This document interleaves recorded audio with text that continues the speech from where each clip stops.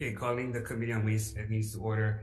This afternoon, we'll hear from the Office of the Governor and Office of Lieutenant Governor, who will present their biennial budget requests. Good afternoon. Aloha, Chair. Aloha. Thank you for having us. I thought, out of respect, I'd come down and just be here for you and with you, and just really make brief remarks. I wonder that's why it's so empty. That's I know, sad. I got all kinds of good movie quotes, but I would rephrase. Okay, go ahead. Yeah, so I'll run it real quickly. First of all, thank you again for welcoming us for the State of the State yesterday. It was our honor to share that time together. We went over a lot of kind of high-level concepts with you and the state and the House. So that was meant to give shape to where we are, and we defer in great measure, of course, to your priorities. We're trying to reflect what you value most, which we know we've been talking passionately about housing and homelessness, affordability. So it was meant to reflect that. Today, just very briefly, if we do run table 6, which is the additions to the governor's office for your consideration. The first line is $246,037. These are the 6 positions, 6 months worth of the positions for the policy team. We're very lucky to have asked Blake to join us and to run that enterprise for full collaboration with the Senate and House. So thank you. Yeah, tell me about it. This is scary luck, but that's why we want the funding, for him, so he doesn't feel overwhelmed. Blake gets nervous. Then we have actually the second line. I have to say thank you, an extraordinary work last year to focus, and I know this was the chair's prerogative and chair's agenda item, the Office of Wellness and Resilience. It is simply fantastic. It's something that we hear about whenever people send us messages nationally when they hear that there's trauma-informed care in the mind of the Senate and the House and the state. It's amazing. This is a reflection of the 6 positions, and that's $894,528. This will be housed in the governor's office for the 2-year period that's appropriate, and then would ultimately move, depending on where you'd like to see it move, probably health or human services. But that's an amazing, just an amazing program. We have Tia here today, if you'd like to share. And then the third line item is a $1,010,000 line item for 10 positions. There's just a lot of work going on. We were kind of in a, let's just refer to it as a quiet phase the last couple of years from the executive branch during COVID as far as policy goes. We experienced it together, Chair. And quiet might be kind of loud. Yes. Hush. I tried to say it quietly too. But we have, just to break it out, it's 4 positions for federal funding coordination. The Fed switched to block grants they're switching away from block grants to competitive bidding. And so we want to really maximize federal dollars wherever we can. That's 4 positions there. As you know, we're all talking about housing and we need coordination. I think that you've had some loving moments with some of our housing team, and we need to live up to your standards. Forgive me, 3 positions there. In support of those who are doing housing work, we're grateful to have Nani here, and she is our housing lead. But we really want to make sure that we're well coordinated. And please accept my, I wouldn't use the word apologies, but just comments that we want to be as prepared as possible. We're diving into this, and I want you to really question our nominees vigorously, and we want to get this right for each and every district, each and every part of the state, and that includes the HHL. So these positions are housing related for coordination. And the last 3 positions that are mentioned here, 1 coordinator for Lanai, 1 for Molokai, and 1 statewide position that would deliver mental health coordination. Again, in the spirit of working on mental health care as it crosses over to housing and homelessness. We have in Michael Champion a person over at the DOH that's already working to a degree on this, but that rounds that out. Last couple comments, and then I'd be glad to step back. We've filled 93% of our positions so far already, and today's day 50, actually, exactly halfway through the first 100 days. That's 93% of 46 positions, and our whole cabinet is active, and you're getting to spend lots of time with them. So it's really where we are today. You know what our priorities are. I don't want to revisit those. because we spent an hour doing that yesterday. But we appreciate you. And to my left, as you know, we've got Blake. To my right, Brooke, my chief of staff, and then Nani, our housing lead. Thank you, Chair. Members, any questions? Okay, on table 11. I know you have to go.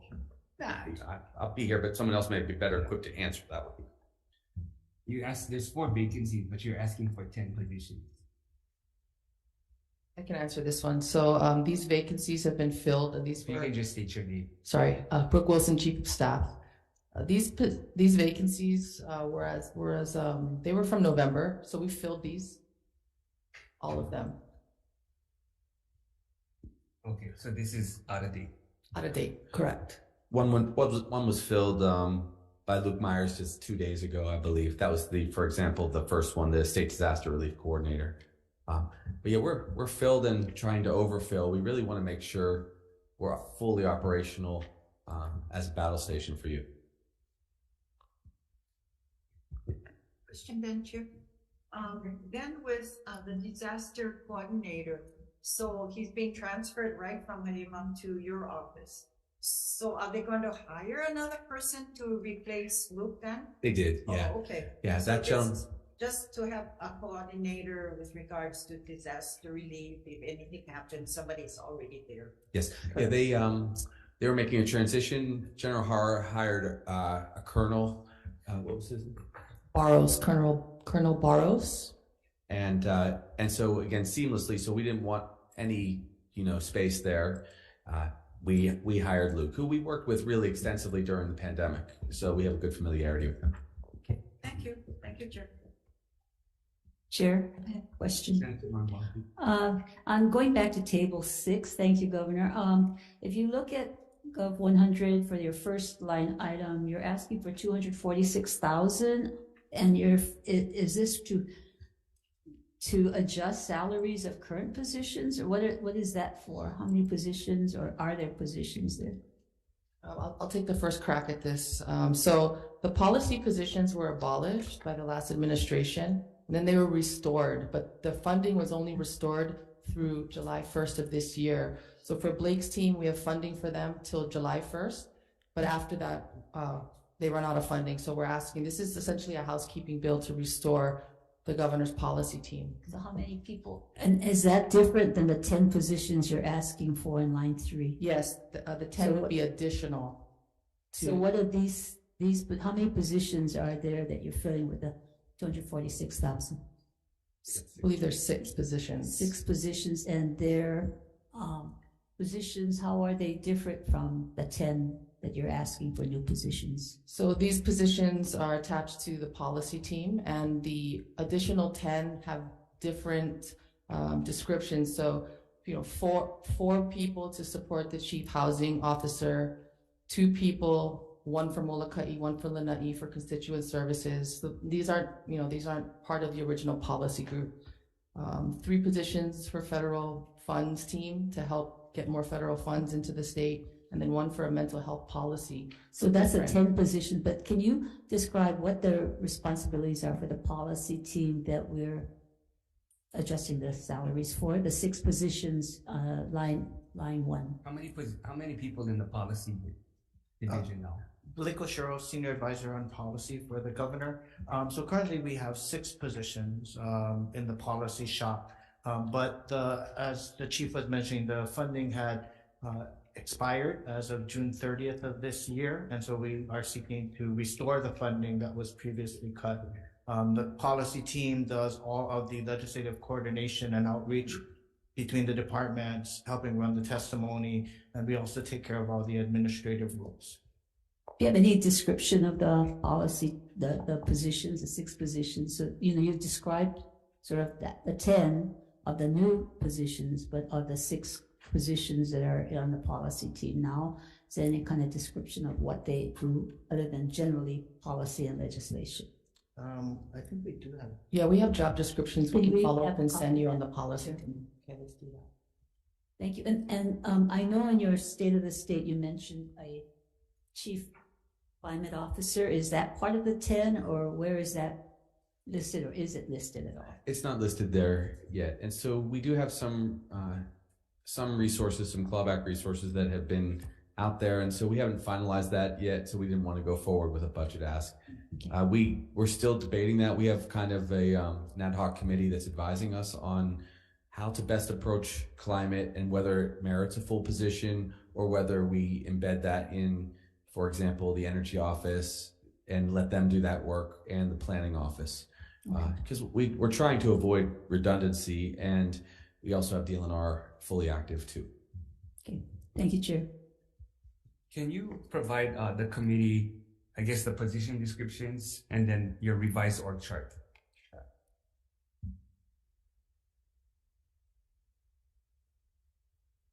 Any other questions? Senator Richard. Thank you, Chair. Gov, thanks for the information. One of the things, I was on a Zoom call this morning concerning Mauna Loa and the effects of that eruption and what we're facing. And a little springboarding off of what Senator Ina was talking about. You are transferring someone from Hawai'i to your staff. We have to do a little bit of follow-up with the Mauna Loa eruption. And it's my understanding we need to ask for a presidential declaration of emergency. Is that something that you're working on? Or is there a way we can help get that done so we can get this handled? Yes, Yeah, absolutely. That's right. Once it went past a certain threshold of money, my recollection was $2.5 million. I'd have to check that number exactly. It does trigger the capacity for us to get that money, and they've already drafted it. I believe I've already signed off on it.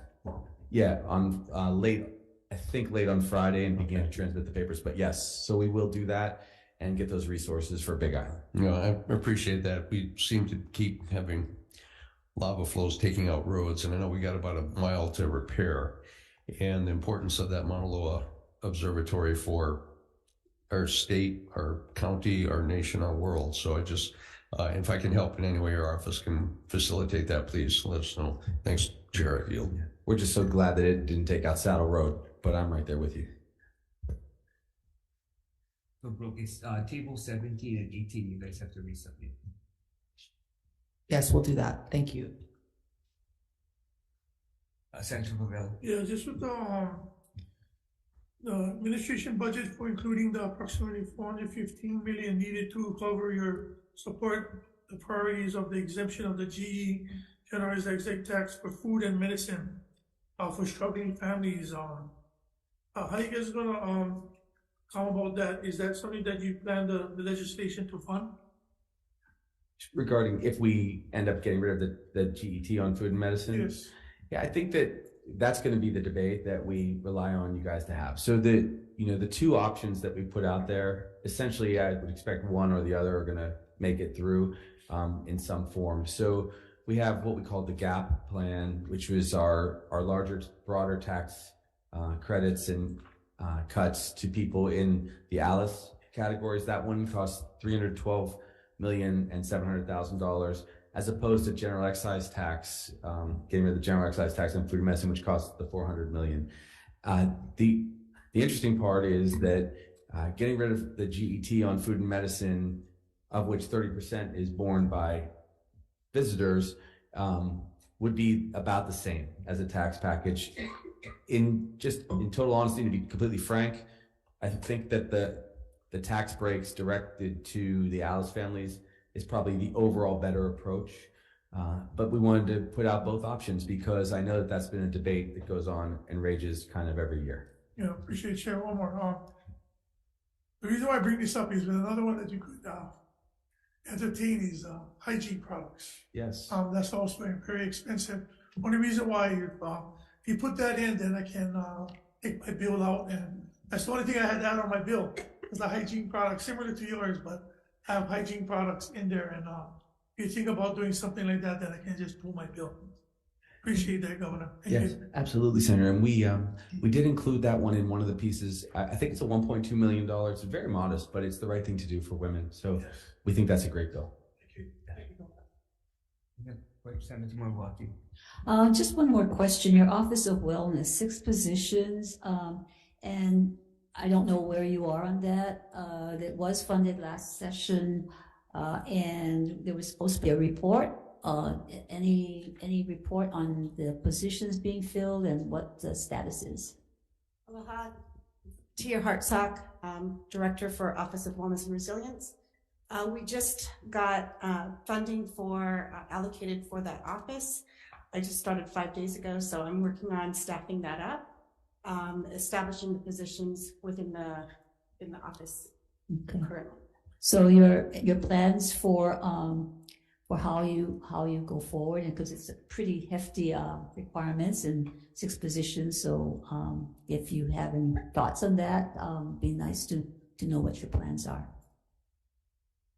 Add a little bit too. So we were lucky to get Tia, who was obviously instrumental working with the Senate to build this program. Just for complete transparency, the previous administration just didn't fill those positions. So when we came in, it was like a top priority. So within 30 days, we basically convinced Tia to come aboard. We envision this to be a central area where we deal with trauma-informed care across all departments and informing all policy.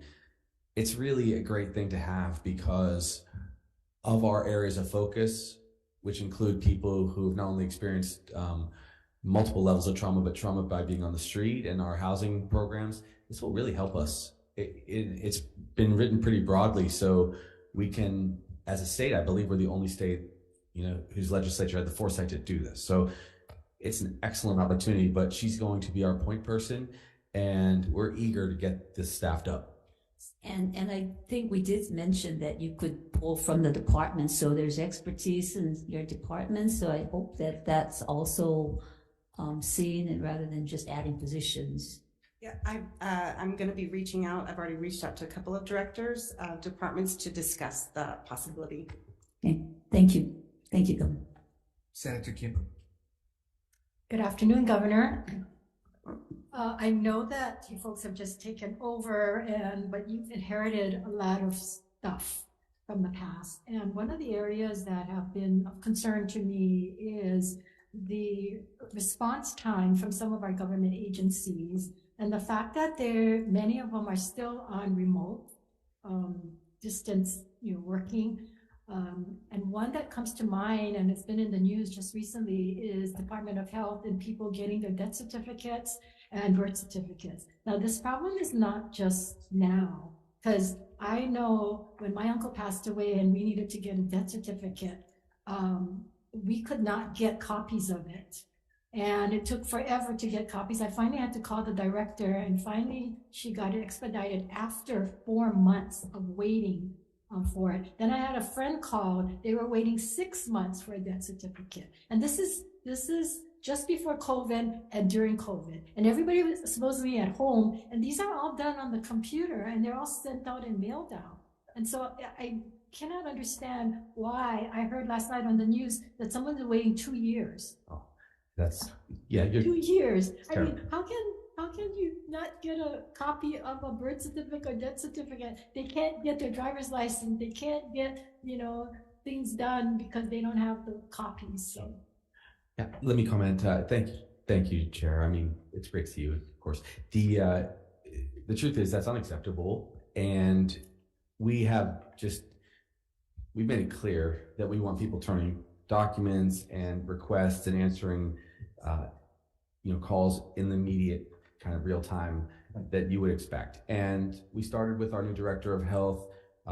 He started a week ago Monday. We had carried over the previous department until January 5th, I think. It'll be Dr. Kenny Fink. He has a lot of experience in departments. He was the Medicaid director, as you know, back in the day. And he's just going to be active. And I think everyone will be getting back to regular now that COVID has kind of receded into the background. Not that it's totally gone, but it's obviously evidently different from everything that we experienced in 2021 and so on. So people will be there. I hope that it's never more than a couple of days that people get their documents. There are ways that people can get documents in a more expedited way if they show up, but that's really unfair to people if they go through the proper paperwork. Even when you show up, it's taken a long time. Too long. In meeting with all of the departments, a lot of them are still on remote working, and they're not following consistent policy. I know they're waiting for DHERD, but I was hoped that a directive from your office to say, you folks need to be, all the departments, because within departments, they're not even consistent on how they're applying and who can work remotely from home, and the productivity and how are they measuring the productivity. So again, you know, birth certificates all electronically, so you would think that we would be able to get that timely.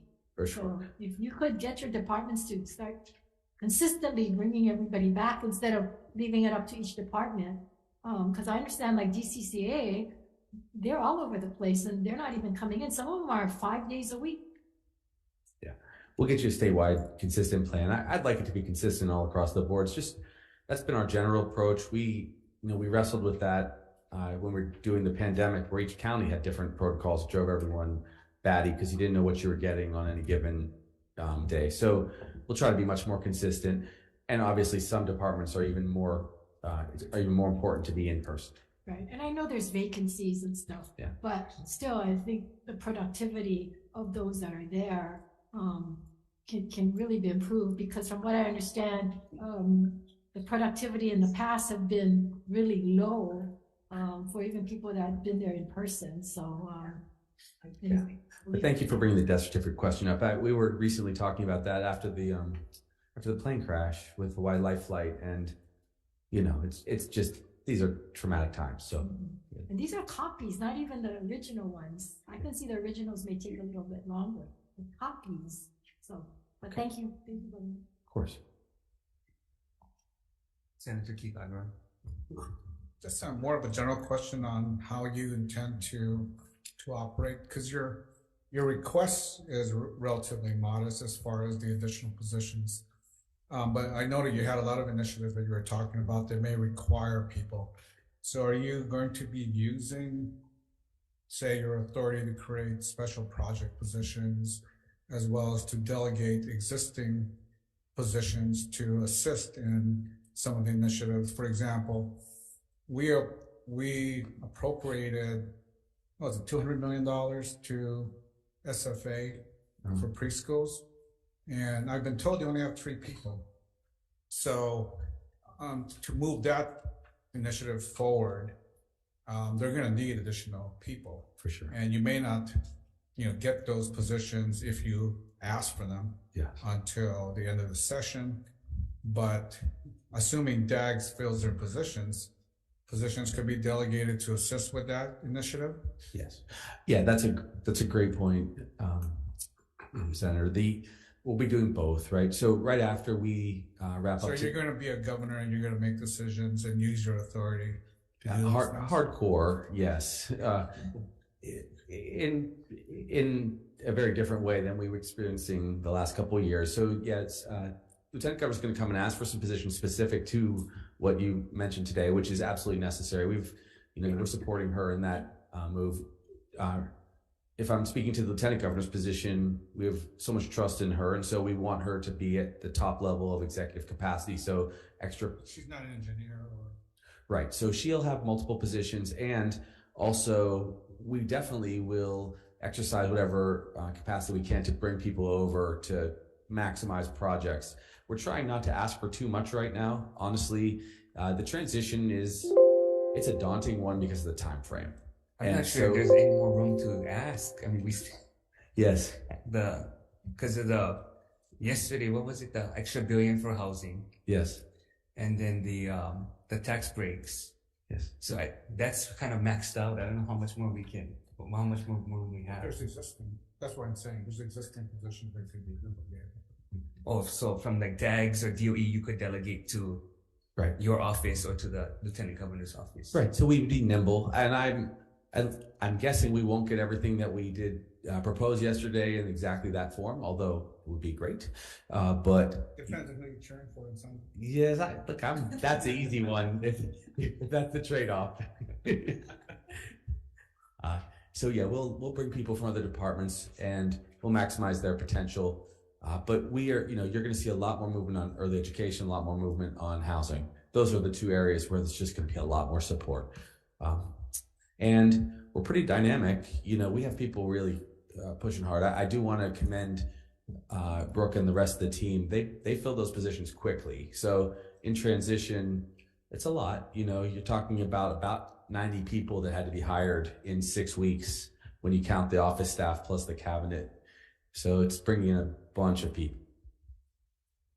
Senator DeCoy. Thank you, Chair. Thank you, Governor, for being here. So I noticed that you had some other additions to the budget. So if your budget additions are approved, how soon would you be able to fill the constituent services positions for Lanai and Molokai? And who would they report to the governor's office to understand the scope of their work? And can you provide us with the job descriptions of these positions?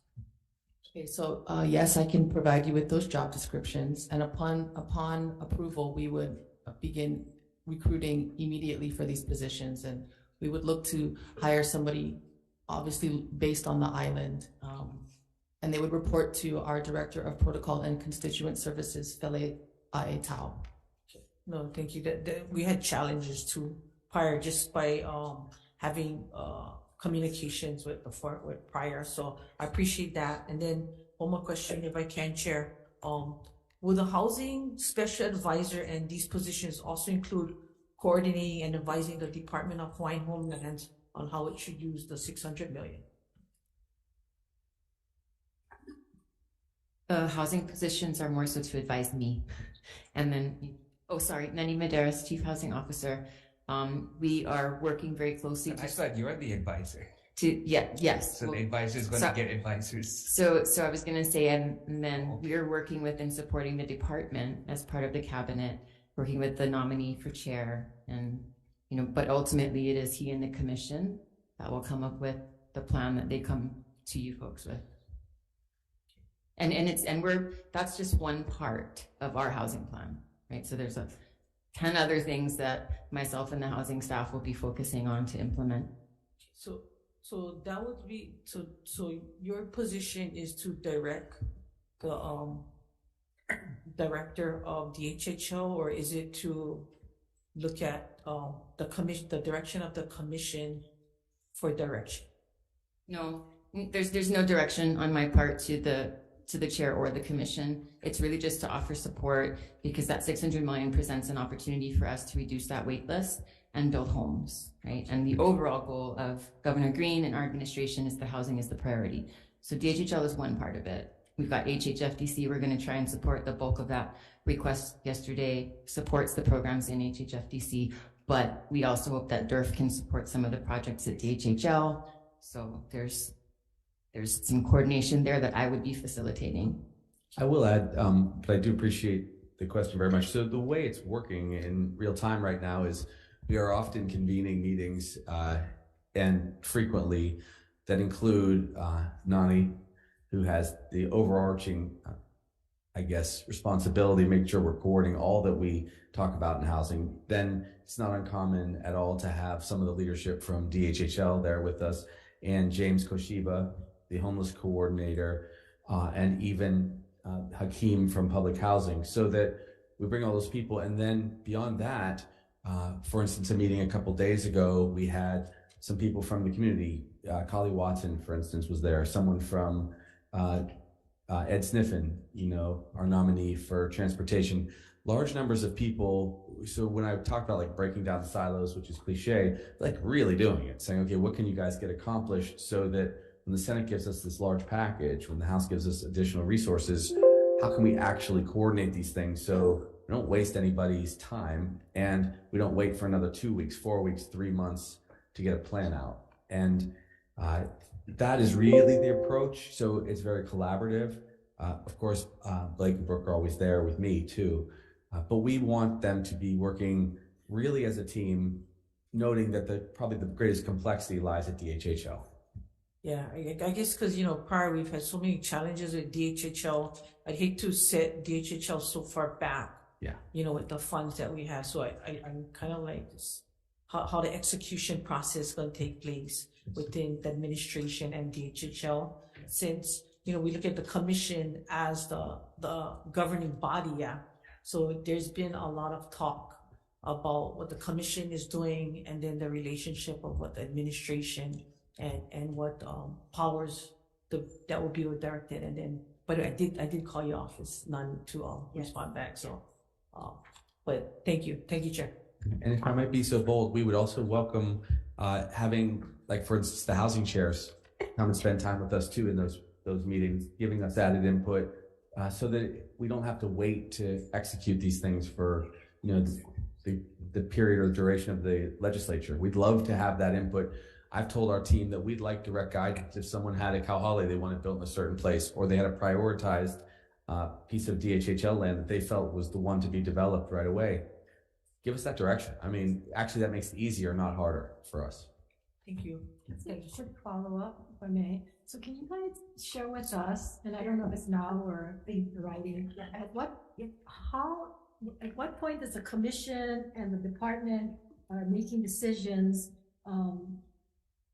work, and then your role, you know, at what point, what starts and what stops, or how do they overlap? Because certainly the department and the commission is the governing body, so you're, as far as your special assistants and all of your staff that you're going to have, what exactly is your role other than advice? I mean, support. I'm still not following. Okay, so collaboration is a big part of it, and supporting. So what I just mentioned, requesting funds for dwelling unit revolving fund, for infrastructure, and for pre-development loans to encourage more people to come to the table to build. That is something that DHHL could benefit from. So they have their $600 million in A funds. We don't have a whole lot of CIP to utilize this year.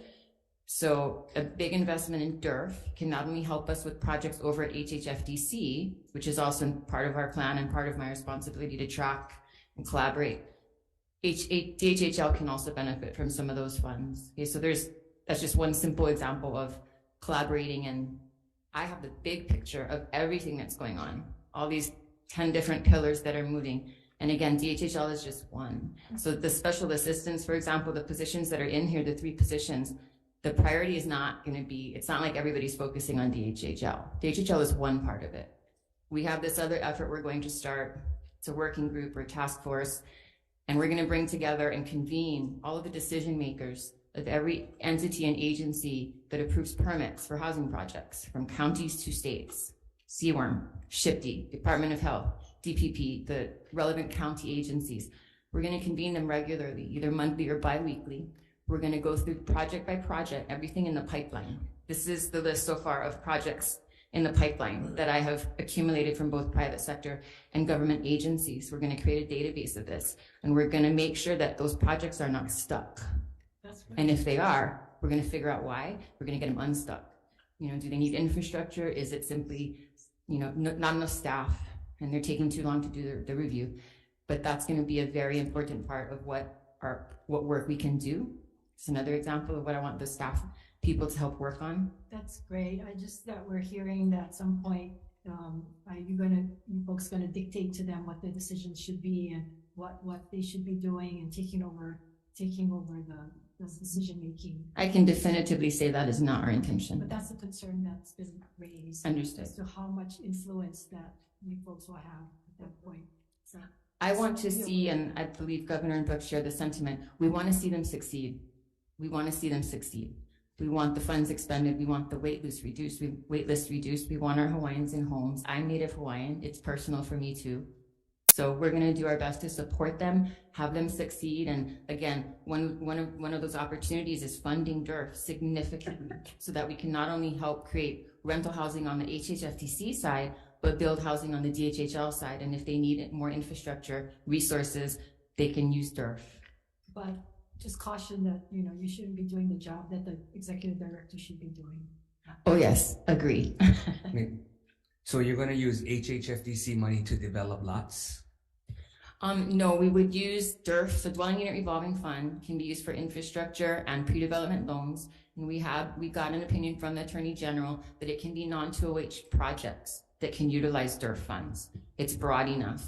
And so we thought, again, trying to leverage state resources best we can within the existing funds and programs to help agencies out, that would be a good tool to use. Invest in DERF, and have DHHL apply for funds from DERF. Sure. Wait, he has a question. Oh, go ahead. It wasn't a quick one, but I guess, anyway, the reason why I guess, Nani, and thank you for clearing it up, is because the misunderstanding is that right now you're sitting with the governor because you're part of his cabinet. When the DHHL, when Chair Anderson and the director was up, you also stood up. Even if you was a supportive role, I said I sat in a supportive role area, you stood up here, so you're confused. I'm just saying what Senator Kim is saying, that was said to me too, people from all over the island. They wanted to know, and thank you for clearing it up so everybody know what was your actual role sitting there next to Ikaka Anderson and Deputy Director. They all asked the same question what Senator Kim is saying. What were you doing sitting there? And now you told us why, and that's great. Going forward, for you, Governor, for your Kahale homes, what is the 12 areas of the state that you think you're gonna try to put these homes in? Thank you. So I'll let the team unpack some of the specifics, but the majority would be on Oahu based on population, but we'd like to have multiple Kauhale in each of the counties also, right? So we're hoping for at least 2 on Kauai, 2 on Maui, and I really think probably 2, did I say Kauai? 2 on Maui, 2 on Big Island, 2 on Kauai. And then the majority of the rest of them be here. We've already initiated, as you know, Yes. pretty well here on Oahu. The next one up is Big Island, just because they're going to launch on Thursday, so we're going to go over there. The emergency proclamation, and thank you so much for the support on that, really is meant to get us going, which worked before. I think that actually on the west side, there's any numbers of opportunities, maybe 3. We'll be able to help Twinkles finish up what she's got going. And then there's Howbush and Nanakuli are 2 other mentioned areas. We will expand what Auntie Blanche has been doing. We have an expectation to do one downtown on Nimitz is the presumption. And today I was sitting with Senate President, and he was expressing some focused area on Kauai. So this is an opportunity for us to really go fast. And again, the resources we already have to some extent from the Ohana Zone monies are an area that we're focused on. And you guys know the benefits. Getting these individuals into a sheltered tiny home will reap immediate large reward. One of the benefits with the one in Baba Spring that I like is that we have a commercial kitchen. So you guys are gonna try to see that with those homes that you guys are gonna build is something similar to that amenities. That's our best one, Yeah, right? Auntie Blanche did some very special things, but with much less resource. We put a little more resource, though. Much of it came from the private sector. And not to confuse roles, but Nani was working as the head of home aid at the time.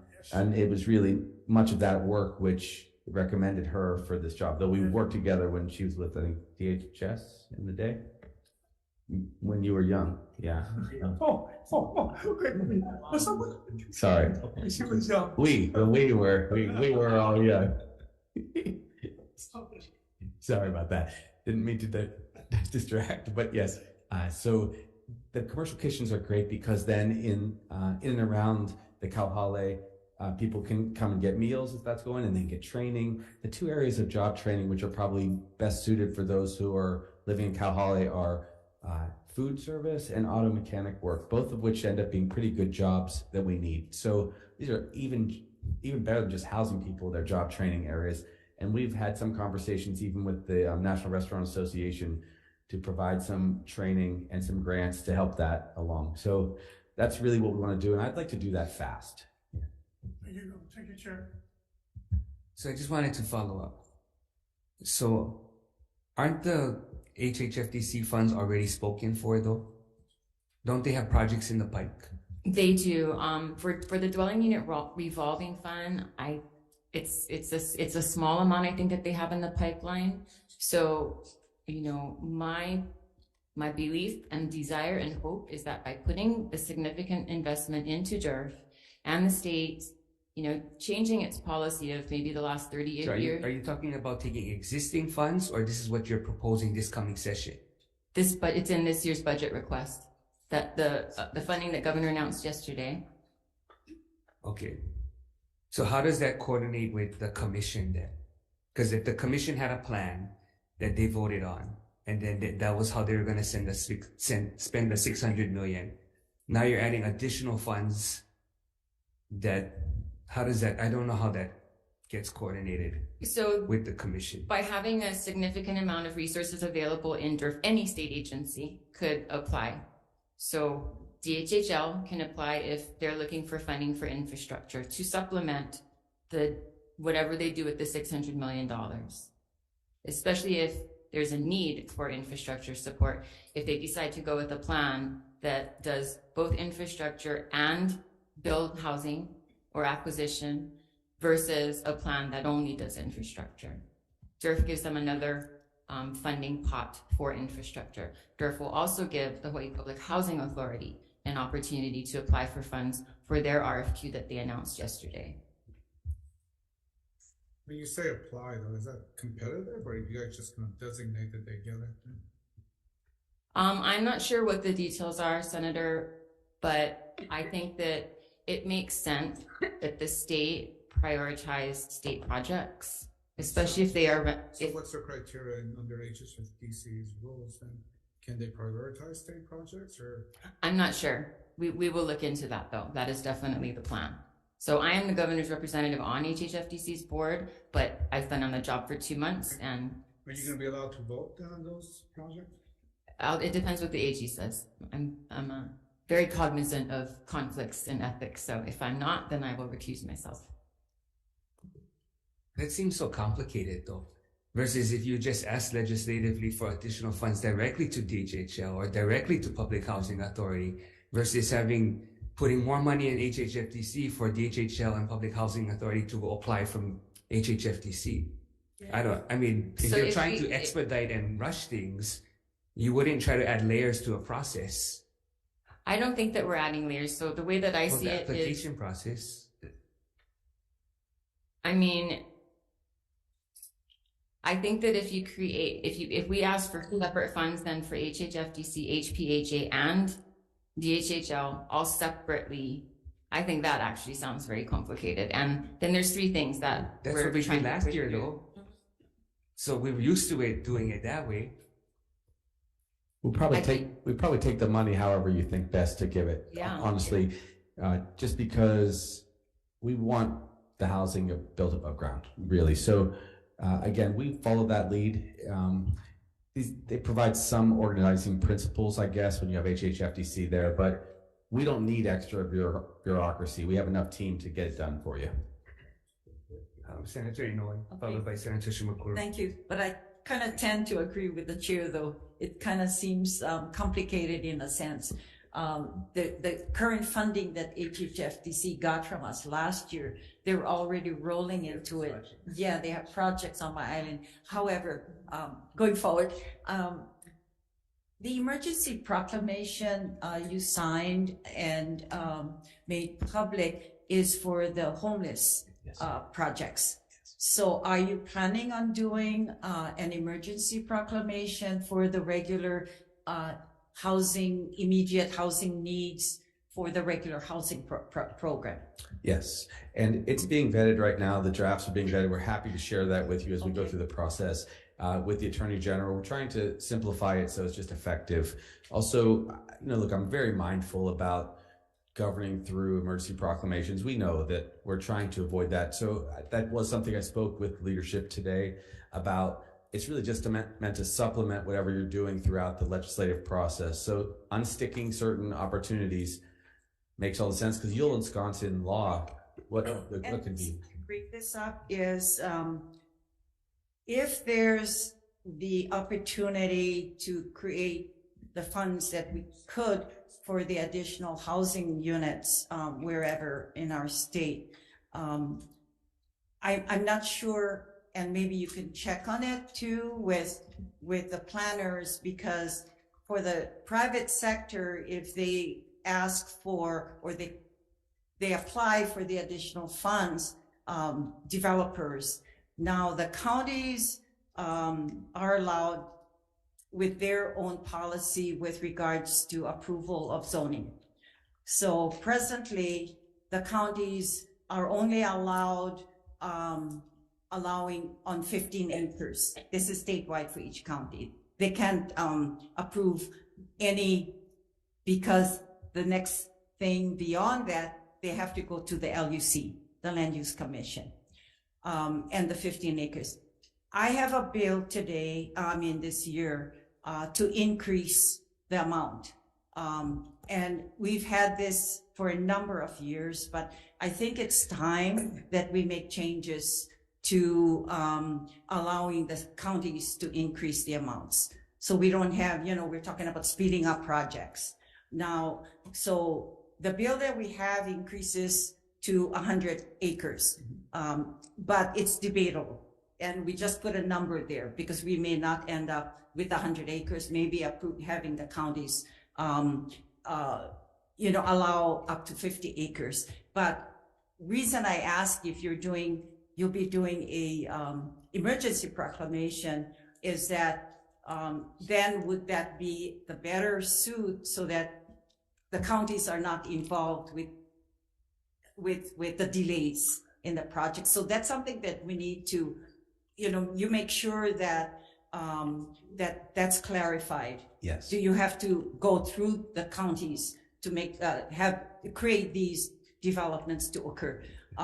Yes. Another thing too that was brought to mind, and this came from a recommendation from one of our agencies within DLNR, and it came from the planners and the engineers at DLNR. And the subject was with regards to the the homeless shelters. Perhaps you can look at another model and make sure that we can look at a different model that would include their own facilities, a bathroom in the little houses, and a kitchen, and get rid of the community, the community baths and the community kitchens. And so that those kind of that's a good idea. Do a kahali with a little much larger kahali and then have their own bathrooms. And it comes to mind, I grew up in the sugar plantations. When we lived, we all used, and I think there was not many of you are my age, I guess. We called it the community baths, but there was another name for it, where we all went out and shared the bathrooms and shared the kitchens, which is unhealthy to me, I think. But anyway, maybe look at doing another project that would including the toilet and a little kitchen. No, we love that. Thank you. A couple quick clarifications, because I know you'll want to move on to LG. So the answer is yes. There's two different models for the Kahali. One is to cluster 4 tiny homes around a bathroom, so it's more of like a family unit, and it's just a couple people, or alternate, and therefore you have 5 small structures, or you do each structure a little larger. Usually it only adds about 20 to 25 square feet. It does tend to add a couple grand because then you're putting capacity for plumbing underneath it. It's slower to get up and going, but we should do a few of those. Also, just so you know, I've asked the homeless coordinator to work on some bathrooms that can be placed strategically in areas across our state so that we have less in the way of public health concerns. So all of these things are absolutely right. A small block, you lessen your density. Yeah. Totally, yes. And then regarding the emergency proclamation, there is language right now currently in the emergency proclamations getting vetted to do just that, to give some extra capacity for the counties to decide that they don't need to go through their full zoning process and approval process, I meant to say. Alternatively, though, if you send us that bill on increasing the number of acres from the county level, we're definitely going to support I it. think it'll speed it up, but I think it should be changed anyway, because I think we're in a different era. Yeah, totally agree. Sure. Wait, Senator Shimokura. Okay. Great. I'm so thrilled that you're, going to really focus on housing and homelessness. And in terms of suggestions for Kauhali, some additional one is there's a Kakumana ASI has a GIA, and I mentioned to you the other day for Kauhali in Waianae and Waimanalo. And so It's for about $7 million they're seeking for that. And then there's also a bill that was written by Judiciary, SB 1245, for behavioral health crisis centers.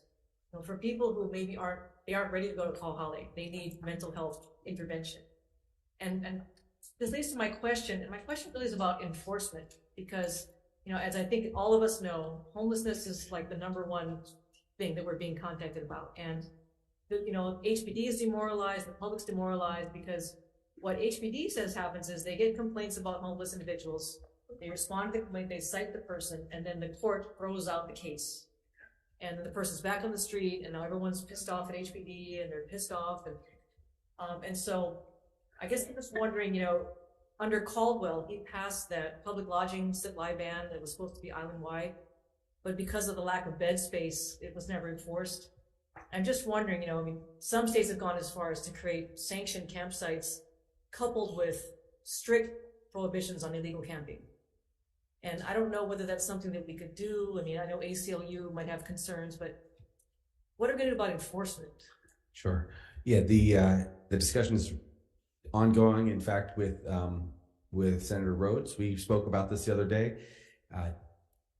Several things. One, we definitely need to give people mental health care treatment instead of incarceration, especially if they're homeless, right? So one of the asks that we have in our budget is to enhance funding to repay people's loans if they're social workers, psychologists, psychiatrists, to bring them in, because they're really hard to train and hire up. They're the lowest paid healthcare workers, and so we are always short. So we need that in general. So we're beefing up our systems. Also, for places to go, absolutely. So there was a small bit of good news the other day. For example, you probably saw that Kali Palama Health Center took on now that second floor of the H4, and they're going to be providing that healthcare, you know, around the clock, basically. So that's a place in partnership with the city. So the hygiene center was created.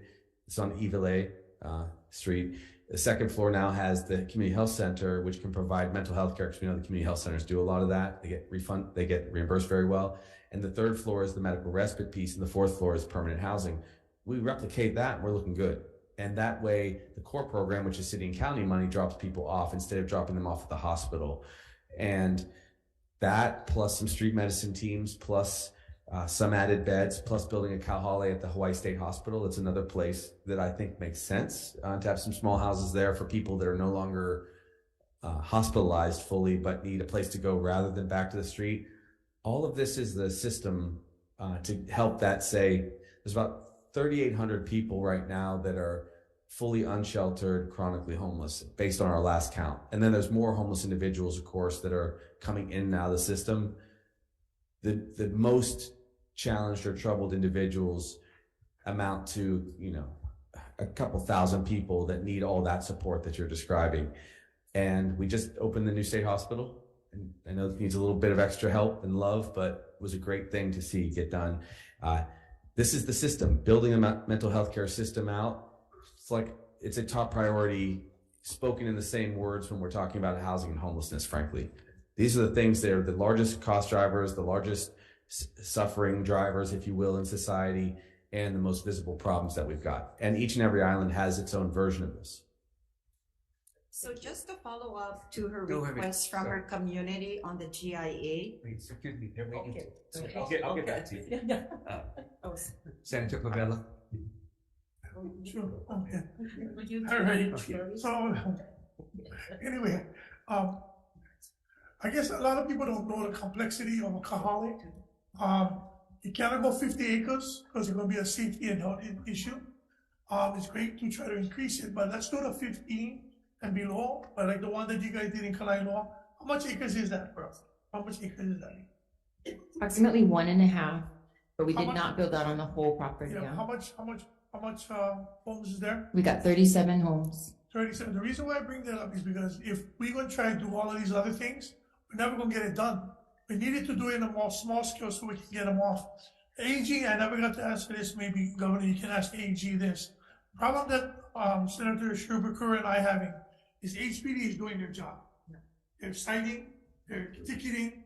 When they go to the judges throw them out, don't bench warrant them because they say there's no physical address for their come to court. But on the ticket, Governor, it tells you when your court date is. So that should be your notification to go to court, and should not be the judge's preview to throw it out because they never have a second notification. And that's the reason why Senator Miley and myself is seeing the same people in our parks every other week. And then one of them, I don't say his name, we live in River Beach Community Park. The judge, he told, I don't know if the judge said this, but he told us, the judge said to stop wasting her time because you're just wasting her time. But the community wants the tennis courts not to be a clothesline. When they go there in the morning, they have all their clothes on a clothesline. We just want to make sure that the Attorney General, the judges, the prosecutors understand their role when HPD does their job. Yeah, it does create a different sport if people put their clothes on the tennis court. Yes, net. And the to be frank, I don't mean to jest. We're working with the Chief Justice too, so we got the courts brought in, and there's another facility. I think it's actually Senator Noy in Hilo. There's a small hospital-like setting, an outpatient facility that's for sale suddenly. That could be a good H4 like project where you have some capacity immediately to get hygiene and health and maybe a few beds. And we should be nimble, because where we can actually see something that's already built, we should take it over. There are some resources right now, and then lease back for $1 to let people do their services. We want these services activated. It's just going to be, I still think the biggest challenge is going to be finding personnel to work.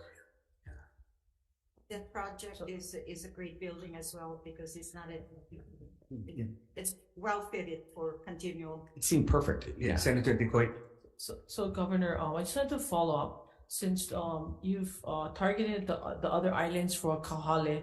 I remember when we did a walkthrough, just wanted you to share the solution for the islands of Molokai and Lanai, what we talked about. Yes, it was great to be on Molokai and Lanai to talk about this. Interestingly, the community in Molokai, if I recall, didn't want a Kauhale built per se. They wanted to provide more rapid response services with professionals, because there was one church that stepped up very compassionately, and then getting individuals into the other counties where there's a lot more infrastructure and support and service to provide. So we would be asking to bring people, say, back over to, in that case, Maui or Oahu, wherever the services were really most robust, or where there was the tiny house. No, thank you for that. Appreciate it. Yeah. Thank you, Chair. Senator Richards. Thank you, Chair. Thanks, Governor. The whole Kahale concept, you and I touched on this previously. I like what you're talking about, especially for neighbor islands. I can see this as a big benefit for agriculture housing on property. Problem is we're going to run into is the wastewater and dealing with that. And so I'd ask that we figure out a way to make this so we can have a gang septic system that bases the number of bedrooms, not the number of households. I think that's a reasonable way to approach this, but that's been one of the big hamstrings for us on the neighbor islands, at least, is that wastewater management. So again, want to work with you to get this thing done so we can get some of this housing built. Thank you, Chair. Thank you. Senator Keohokalole. Yeah, aloha, Governor. The prior administration, for the majority of the administration, did not staff a chief negotiator. And I'm wondering what your intention is going to be for that. Yeah, great question. Yeah, we want to staff one. And so we're searching. Okay. Yes. It's important because the job is too large otherwise for the director. Yeah, I didn't see it reflected in the budget request, but I don't know if it was defunded, because for years the DHER director wore two hats, right? Which I think I would not prefer. Just a follow up see to that in the that. governor's message coming out in February. Can you repeat? Yeah. You'll see the OCP position come out in February in a governor's message. Okay, thank you. So that's in addition to everything that you're asking here.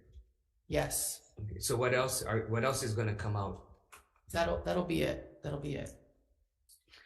Just a follow-on question. Where is it going to be placed? Is it going to be in DHER, or is it a separate, because it usually is separate to representing governor's office? Governor's office? Thank you.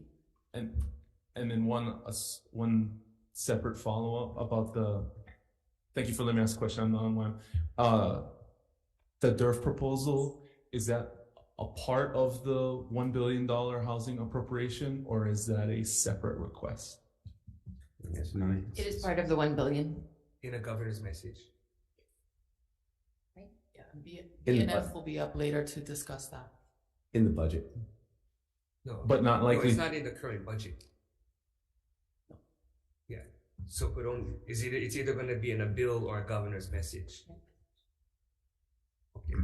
Okay, but not to include the 1 billion is not to include CIP, right? I thought I heard that. I was watching.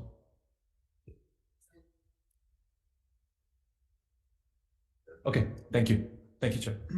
So the 1 billion for housing is cash. But then you want DHHL to use CIP. No. What do you mean? Earlier you said you think that part of the 600 million should be using CIP.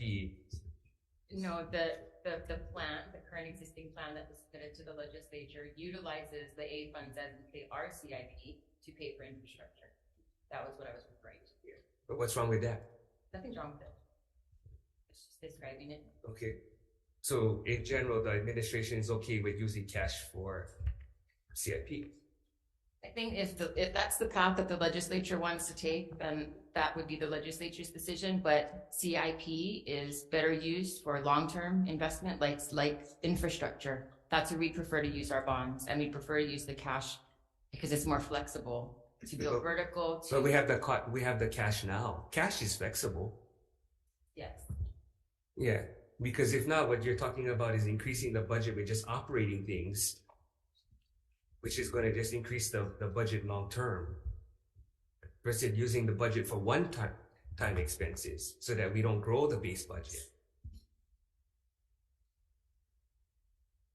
You're not following? No, we are. We totally follow. The question really comes ultimately how fast you want to use that 600 million. We know. Yeah, the cash is easier to use. You don't have to float the bonds.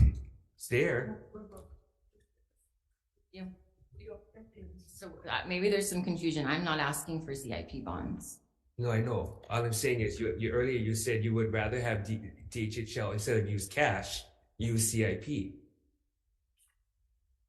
I'm saying that they can use CIP to do infrastructure. But they already got the 600. Yes. Well, so that's why I asked for some clarity on DERF versus CIP, because in the DHHL nominee's most recent updated letter, the first thing he mentioned is potentially allocating traditional CIP money to cover the cost of some of the projects in the $600 million pipeline. And so I was asking but it sounds like that's not something that you're pursuing. You're pursuing DERF. Yes, so I think, you're referring to there's a 400 something million CIP ask in the DHHL budget? Well, so that's the sufficient sums ask. Yes. Right? Yes. But what I thought I read in that comment was and the beneficiaries have asked for this as well, is potentially funding some of the projects in Act 279 through traditional CIP to free up some of the $600 million for other projects or other asks. But what I thought I heard from you earlier when I was watching on TV was that that's not something that you are considering. You are considering utilizing DERF to partner with DHHL on instead. No, they could still do both. And I think that aligning a CIP ask with the priority projects that the department has already identified for Act 279, I think that makes sense. But DERF is just another pot of money that could be made available to them. And I want to be clear, the investment into DERF is not just for DHHL. Right. It's not the intention. It's also the other state agencies and non-201H projects, the counties we could help, so. Well, so now my question is whether the CIP that could potentially be allocated to the Act 279 projects are a part of a $1 billion housing request. No, that's part of the DHHL budget. So these are going to come down. How do we differentiate between the sufficient sum CIP request and the commission's additional CIP? It's the same thing. How are we supposed to differentiate? Yeah, that would be, I think, a question for DHHL. I'm only aware of the CIP in the sufficient sums budget request. I'm not aware of additional CIP requests outside of that for DHHL and for Act 279. So CIP for DHHL projects is not contemplated in the $1 billion housing request. No. Okay, thank you. Even though so none of that 1 billion is for infrastructure. The monies that we're asking for DERF are for infrastructure. So the whole billion is just going to go into dirt. No, it's 500 million into DERF that we are requesting. And what's the other fund? 400 million into rental housing revolving fund, approximately 13 million into the state rent supplement program, which is a shallow subsidy up to $500 that HPHA administers. Creation of a rent security loan deposit program, $5 million into that. Okay, so which projects are you going to ask DHHL and Public Housing Authority to apply from DERF? Which specific projects, that information I don't have, but so I mentioned earlier, yesterday morning, HPHA released an RFQ for 10,000 units. They've identified the projects and the properties, and they're primarily along the TOD line on Oahu. Not 100% of them, but the majority of them. And there are some that are on the neighbor islands. And then we've got DHHL's list of projects that they've, I think, encumbered to date from Act 279. There could be, projects in there that the DERF funding could assist with as well. Okay. I just think it's more transparent for those two agencies to get direct asks from us versus not asking us and just trying to get it straight from DERF.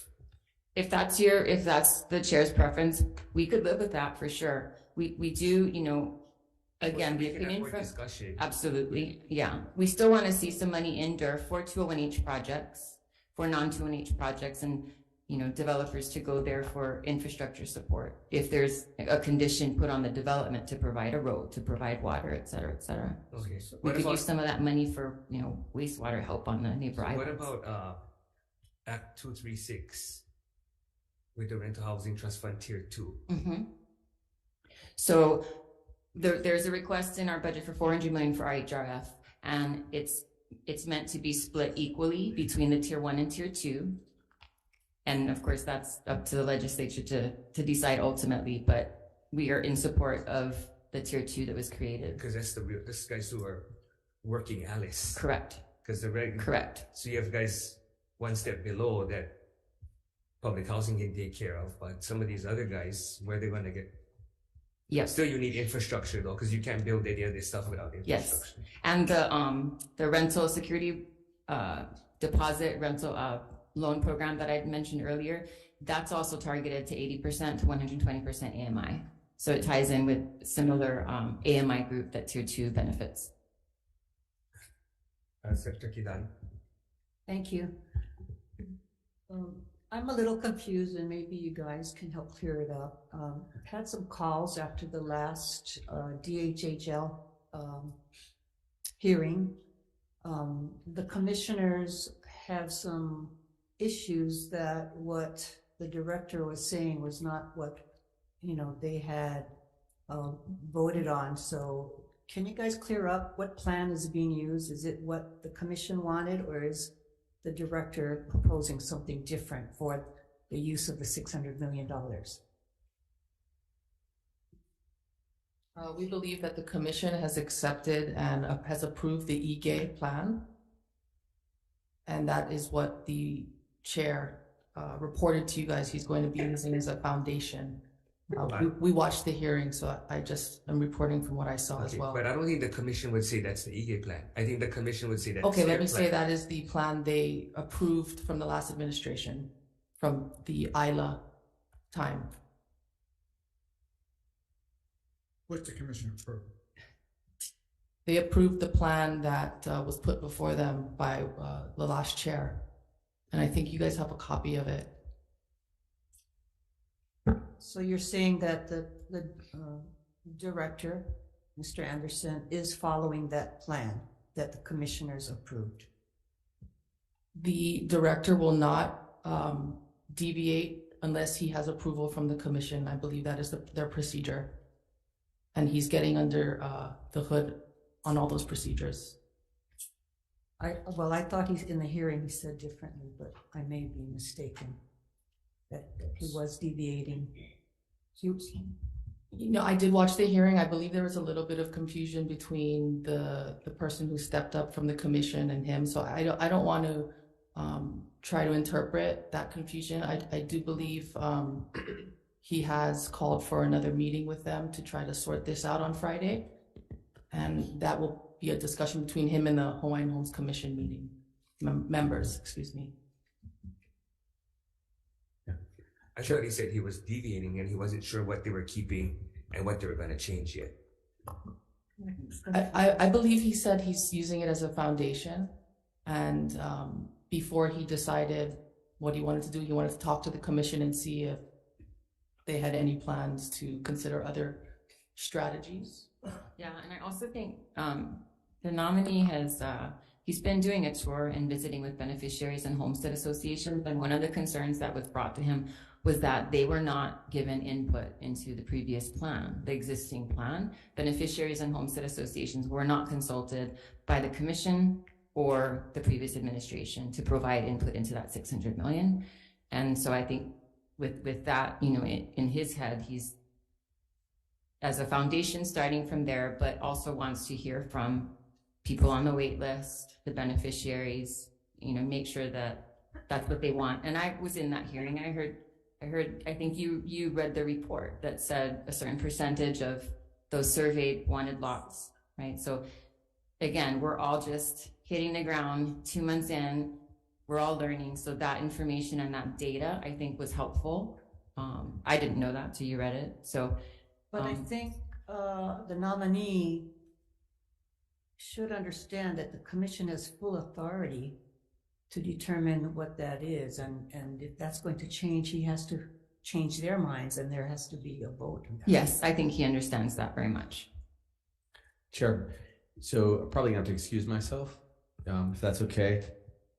With the military coming in, but you know, there's no question, Senator Kanani, that's one of the most challenging things we've got, which is Commission gave us a plan which has some great ideas, and the generosity is extraordinary to have the $600 million. Just to be very blunt, it's not the best plan, but maybe it's the most efficient plan with what one would use $600 million for. That's the discussion. And, you know, we got a lot of people in our ears because we're very, very open administration. So we respect the commission, we respect the homestead associations. We spend a lot of time listening to people who are actually the beneficiaries. There's a lot of contentious relationships in between those. We're trying to broker a good peace and get things done. I know that when we then see these plans which are up in the air as legislators or administrators, it gives us some heartburn. We want to get this done. But we're trying to respond the best way we can to use that money really thoughtfully. And also, as you had this discussion about when you use CIP and how you use these DERF funds, how do you really pay and get the most out of that $600 million? That's what we're trying to do. I've spoken to my team at great length about this. If today there were $600 million of acquisitions which we could easily make that would be housing just absolutely on the spot, I get it. It would be great to have. It'd be great to have 3,000 or 4,000 people moved off the list. But we're really trying to execute something meaningful and generational with this $600 million plus the surplus. And that's why we're having these discussions. We don't want to delay anything, me less than anybody. I really want to get to work on the ground. So ask these questions, press them for a final solution, come to be in the room for those debates. That would be great. But we note how much money it is. It's just so much money and so much need.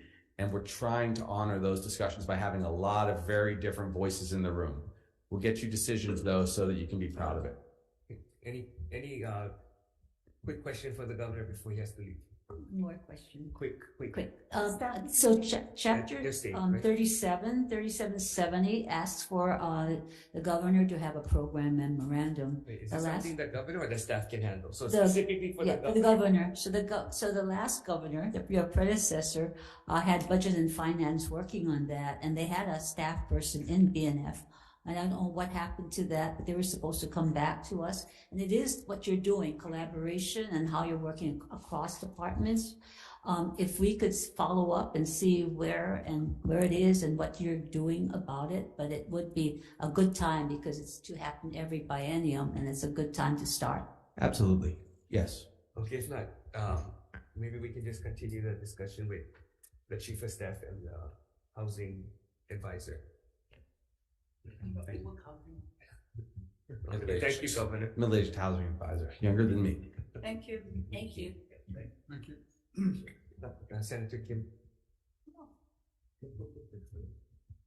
So Nani, going back to the DERF fund, can you provide us, or will you be providing us, and when would it be, a list of all of the projects that you hope to be covered under the DERF funding? Because it's very confusing. I know you want to help everybody, counties, but how are you going to allocate it? First come, first serve, or priority wise? And if you give money out to a certain, and then they take all the money, what you have left? So yeah, I want to see how that monies are going to be allocated. Well, how much of the you said 400 you're going to put in? For DERF. Yeah. Requesting 500. But so how much of the 500 did you think you were going to need for DHHL? Yeah. And how much of that did you think you were going to need for public housing? And for the counties. Or you just don't know yet? You just decided? Understanding everything's fluid and the legislative process is going to occur. The entire DHHL 10,000 RFQ could keep all of it. No, but I mean, know, HPJ, but when you're asking for the 500. Yeah. So the administration. So from the 500, how much were you thinking is going to be allocated to DHHL? How much to public housing? How much to everyone else? So HPJ, I thought somewhere between 150 to 200 million. And the RFQ is phased. So this is based in part on that, the phasing of that RFQ and how many units is being done in phase 2. DHHL, that was a bit more of a question mark. I would say I think about 100 million. And then the remainder for the HHFBC projects or the non-HHFBC projects, some people that come and apply the counties.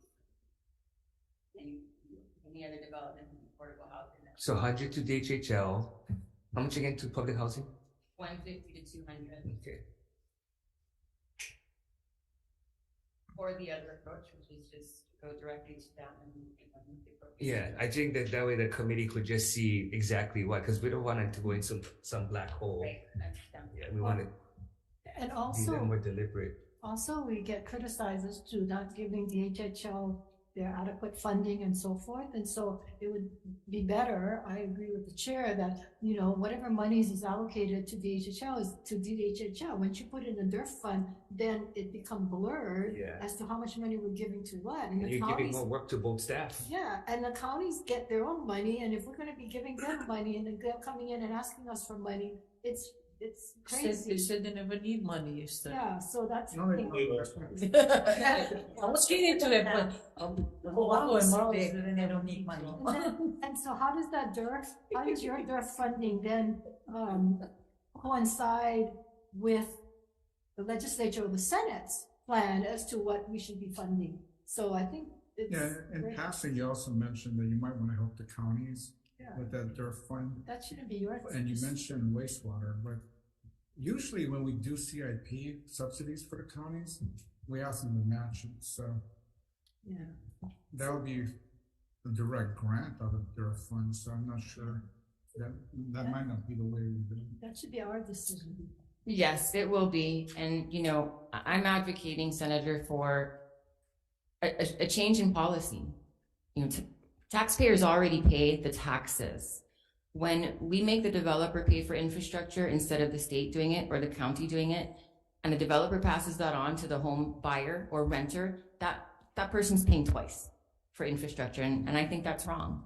And I think that as part of our tax base and taxes that are taken out of our income, roads, sidewalks, water, sewer, that's exactly what we should be paying for. And we all benefit from it. In the last budget, we did that, but in subsidies to the county, we required them to match it. So why would you, well, never mind. So how much does the county pay for that though? Because those are mainly county roads when you're talking about subdivisions and new housing developments.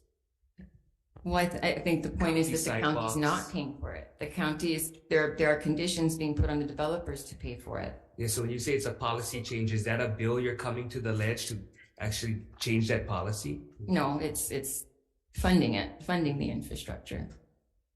Yeah, but you can't force the county to fund it. It has to be a law. No, the request is on the state side. So whether it's funding into DERF or funding into HPHA's budget, funding into DHHL's budget, it's not funding to the counties, although we could certainly look at that as well. But why can't the counties kokua? Oh, we're talking with them about getting their kukua. But you want the policy to be that the government is going to pay for all infrastructure. New infrastructure. I wouldn't say all No, infrastructure, but not all government, the state paying for it. Because the counties Yes. collect property taxes, and so they're supposed to be funding the infrastructure because they get the property tax. So now you're saying that the state paid for it. So that's.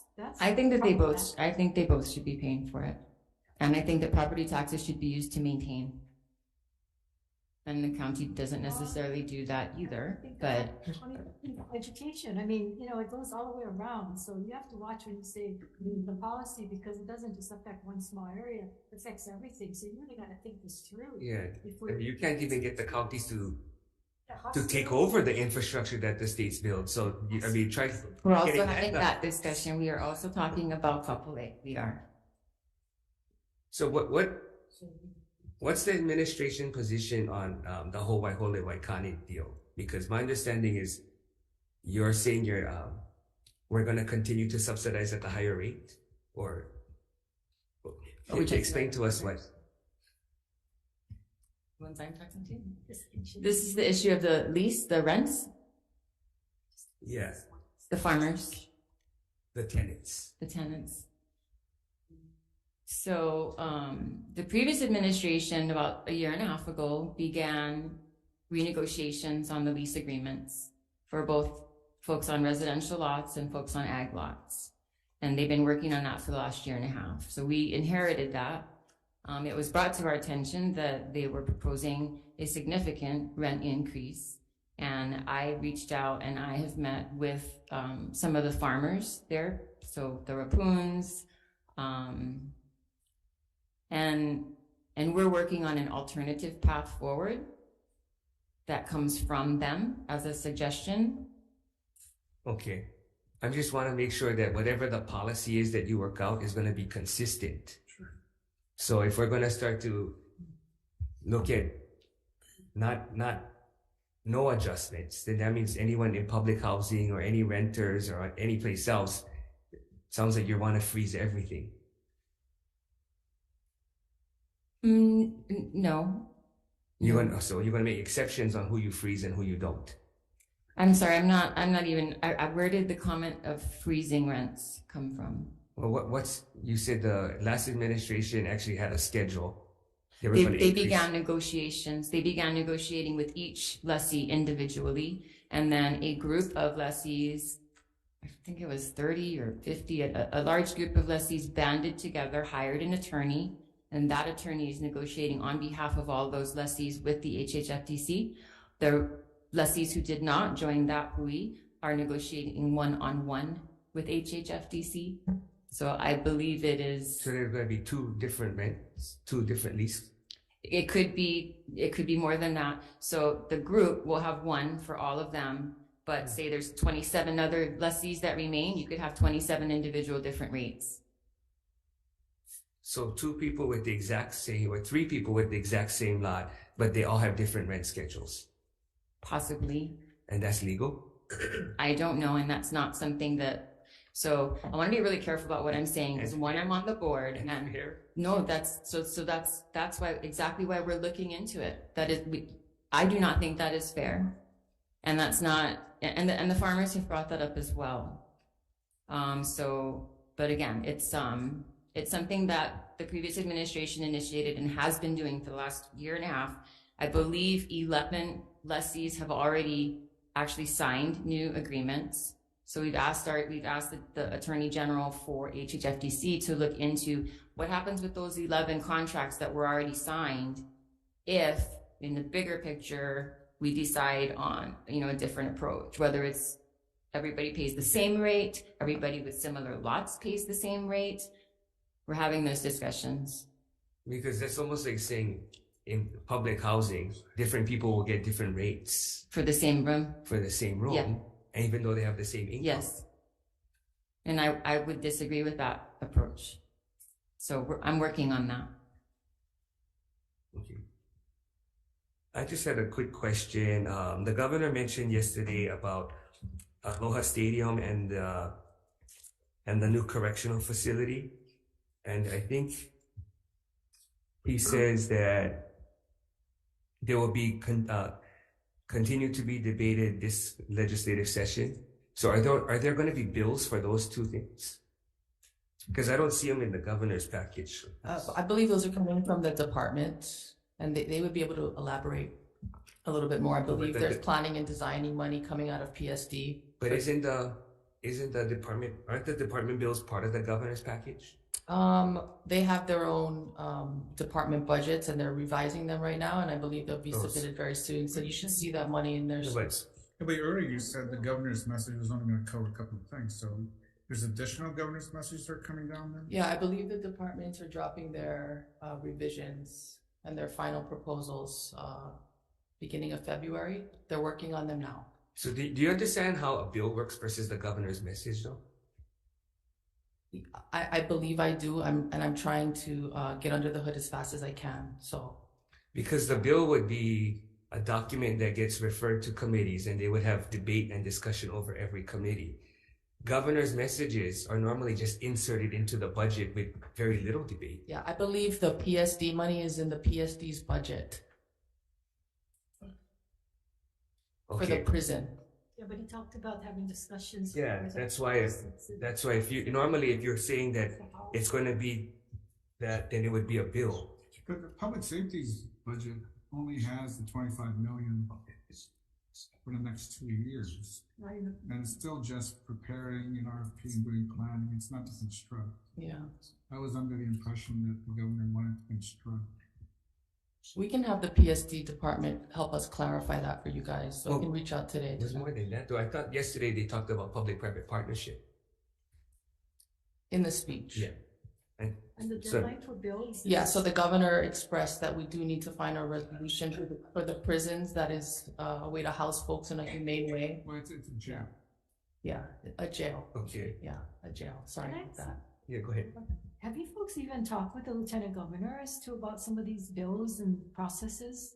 Because if anybody knows the budget and stuff. Yeah, we have the lieutenant governor in our cabinet meetings, and she's very engaged and offers her opinion. And she was actually the one that flagged early on that we needed to meet with the PSD team to determine the future of the jail. So yes, we do. Okay, I'm glad to hear that. Thank you. Wait, but okay, maybe I said it wrong. So can you try to explain it? About when they talked about debate, it should really be the building, not the GM. Yeah, well, the bill deadline is this week. And so if we're gonna have more thought about stadium and how we're gonna do things if we wanna be different, then you gotta amend the bill or change whatever law that's there, or pass bills that we passed, or add. So just putting in the budget doesn't necessarily necessitate those kind of details. Yeah. Bless you. I don't know, did I say that I right? think the concern they're expressing is that if this is something that's going to be discussed for the public to look at and to understand the direction of the administration, that, budget hearing is probably a tough way to do it as opposed to a bill you have a full voting. Because I admit we have a new public safety chair, and I know that he has bills that were introduced and would have to, some of those measures may be able to be amended in the process, but that's something that PSD is going to have to deal with. I'm actually having a meeting on Friday with the PST's public safety staff to talk about the future of the prison. So, more details later on Friday. In private? No triple C. No triple C. In my office. Everyone's welcome. Okay, I just think that some of the things that were highlighted as more discussion in the ledge normally would follow the path of the bill versus the GM. You got a question? About 17 different things, but sorry, we'll talk about this. With public safety, the total of just the maintenance on the public safety is over 122 million. I understand that we continue to kick this as a broken can down the road, but we got to figure out what is the best alternative that is going to be immediate for the facility, because not only the overcrowding problem, but our adult correctional officers are suffering. So at this time already, I don't know if Senator Wakai got a call, but we're having problems that they're working 70. I never ever heard something like 72 hours. They're over at the prison. So they're asking me to come back pay a visit, because the last time I paid a visit went down to 12. But that's too long. I mean, I don't know what we're going to go forward. I don't know if we can put an emergency proclamation together and expedite something for the adult correctional officers to fix it now. And I brought up the sheriffs, and the sheriffs never liked the idea, maybe because they never liked the idea. But the non-areas where they don't need special training, they should take those perimeters so that they can alleviate some of that overtime, because the jail is suffering and it's causing problems. I mean, you gotta figure these adult correction officers, I mean, I don't know if they already is or they do, but a lot of them is having problems at home.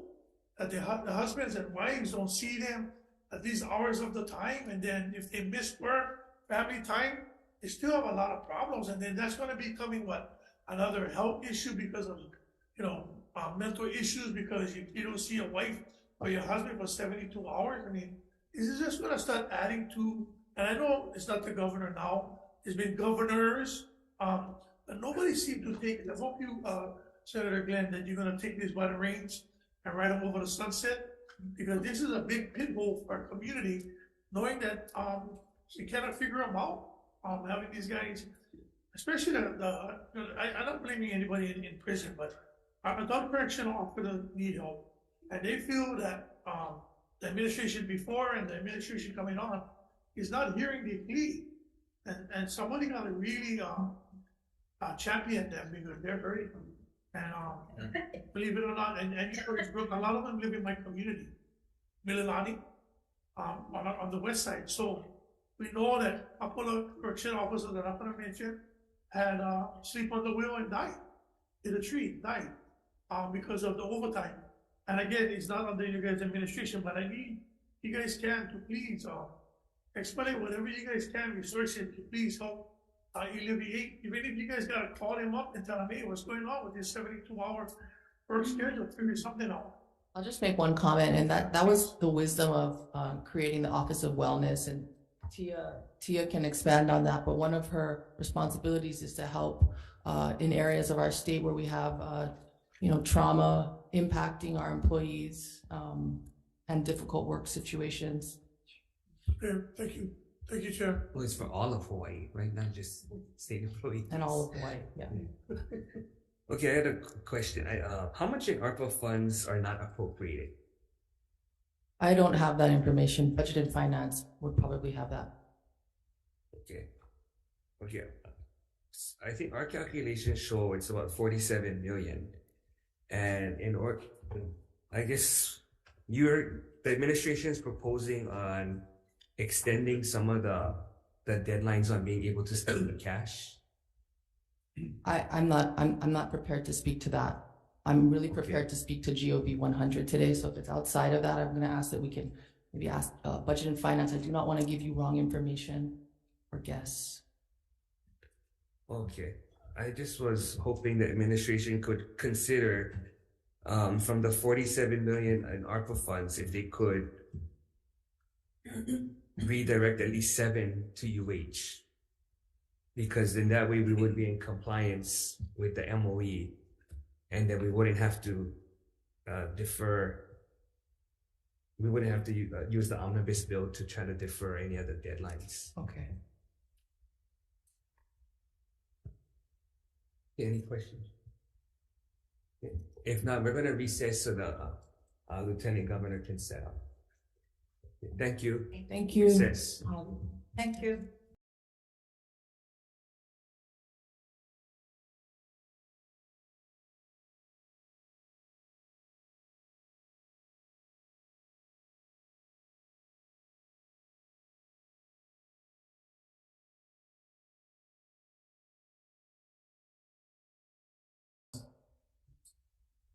Okay, reconvening. Now we'll hear from the Office of the Lieutenant Governor. Good afternoon. Good afternoon. It's such a pleasure being here. I remember back in April of last year, I had some mixed feelings when I had my last hearing, but I was having a little bit of a glimpse of what it would be to testify in front of you. So I come with joy and / horror of, let me see, in the past, I'm trying to vividly remember if I treated any of you badly. We can remind you of that. Yeah. We're looking forward to this time.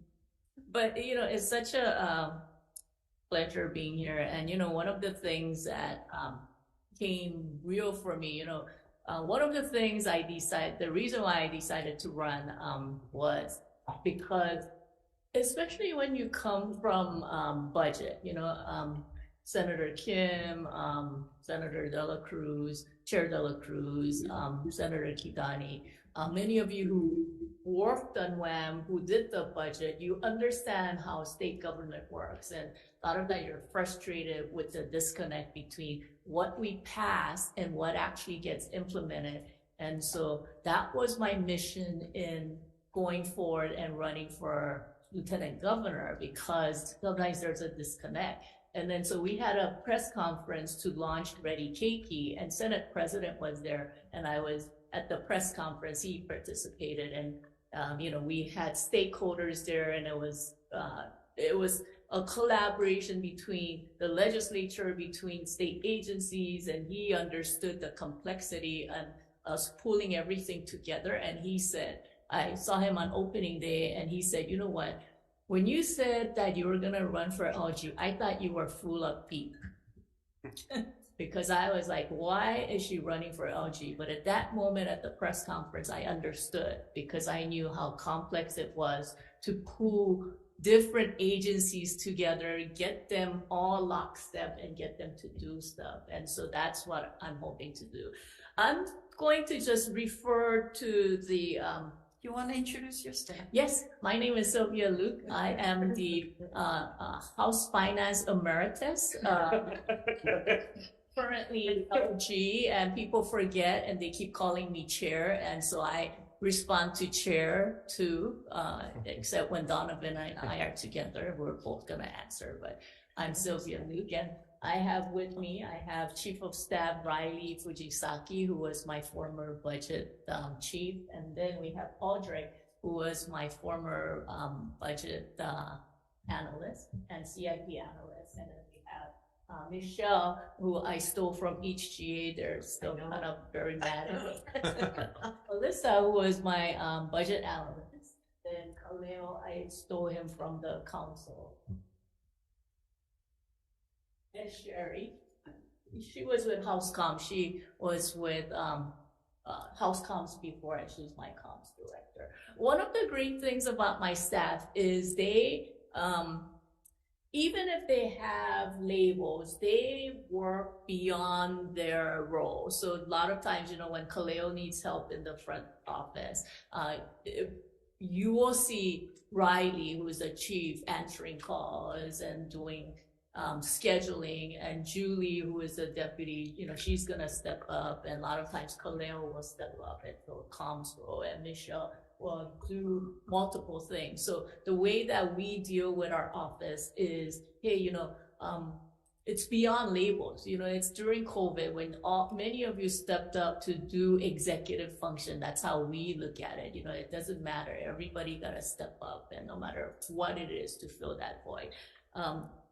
I wanted to just give you a glimpse of my our lives, and I'm gonna be real short, but this is to just kind of give you a day of a life. So on table one, everybody knows that the LG's office does name change. But the other thing that we had no idea that we did, but you know, I complained to some of you, so you know what it is. It's known as apostle. So it's apostle with a T, because that's one of the debate too. How do you say apostle? It's apostille, apostole. We have no idea, but apparently, you know, we looked it up and it's apostle. Apostle is a document that only the LG's office can certify to take to a foreign country. So for instance, if you want to do an adoption, if you want to do business transaction in a foreign country, and they go, hey, Senator Richards, I need your birth certificate. So you come to our office, and based on the Hague Convention, It might take you a year to get the birth certificate. I know, I'm gonna get to that too. And we certify that it's a true and correct copy, and then we give it back to you, and then you take it to the foreign country. Guess how much an apostille application costs? $250. $250. I wish.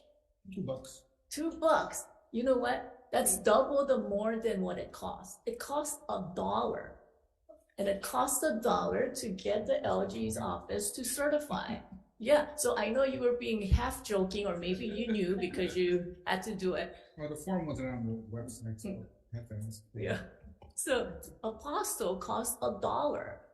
But the state of Hawaii, in our office, we only accept cash or cashier's check. So regardless of when my mama told me, don't send cash through the mail, we have all these mail coming through the mail with $1 attached to it. Or if you don't want, you listen to your mom, and you want to get a cashier's check, you go down to Bank of Hawaii and spend $15 to get a $1 cashier's check sent to our office. And a lot of times, because after we certify, we gotta send it back. Sometimes it's a lot of documents like this. Guess what it costs? More than $1. Your mail. Yes. So the reason why I bring this up is everything that we do, we're trying to figure out, why do we do it?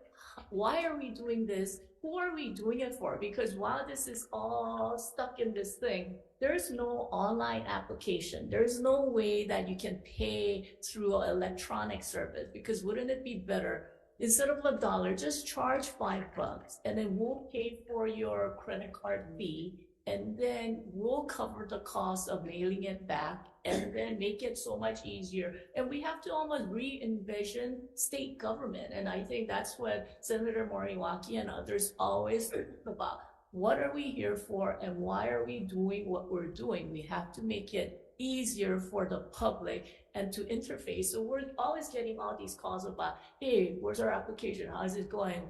But that's because everything is paper processed. So one of the things that we did was do an inventory, so we can put it in some kind of order, so we can check, oh, you know what, Senator Kanua submitted it, Dumpty Dumpty, this is where it is. And then so we're trying to just have an online process and develop an online process, e-service. And when we do that, it's triggering so many things. So I go back to Chair Kim's questions to the governor's office about Department of Health process.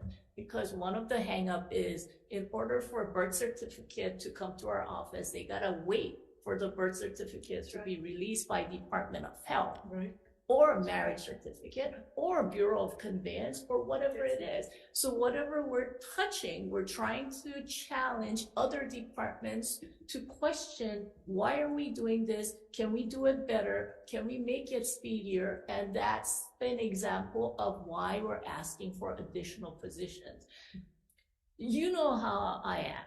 I hate giving positions. I've been so critical of many departments that came in requesting positions, especially when there are vacancies. But if it's used for a good purpose, to reimagine what we're here for and how we can better effectively service people, then it's something that I want to try. So the way that I have charged my staff is look at, re-envision how we can do apostille. Name change is even worse. There's a 75 manual steps to getting your name change completed.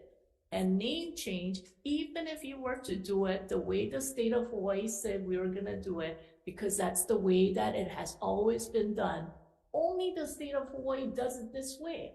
And if you are one of those individuals who spent $500 to get your name changed, it may not get recognized in another state. And that is a travesty. And that's what we are here to do. Question, if you're gonna spend all that money to get your name changed, you better make sure that it is recognized in another state. So we're trying to revamp and make sure that it is a good online process. So that's what they're tasked to do.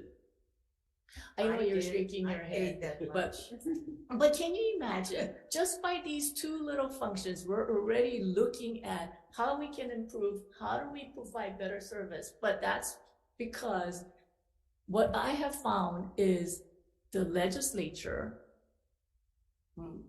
it should be my office and it should be governor's office. We're the ones who can see beyond the silos of departments, because the departments, if the Department of Health, their task is to give out birth certificates or marriage certificates, that's what they're charged to do. And they're not there to try to revamp, because they have so many applications coming in, and it's really up to us. It's up to you folks to change their mentality, change how we do things, and challenge them on a daily basis.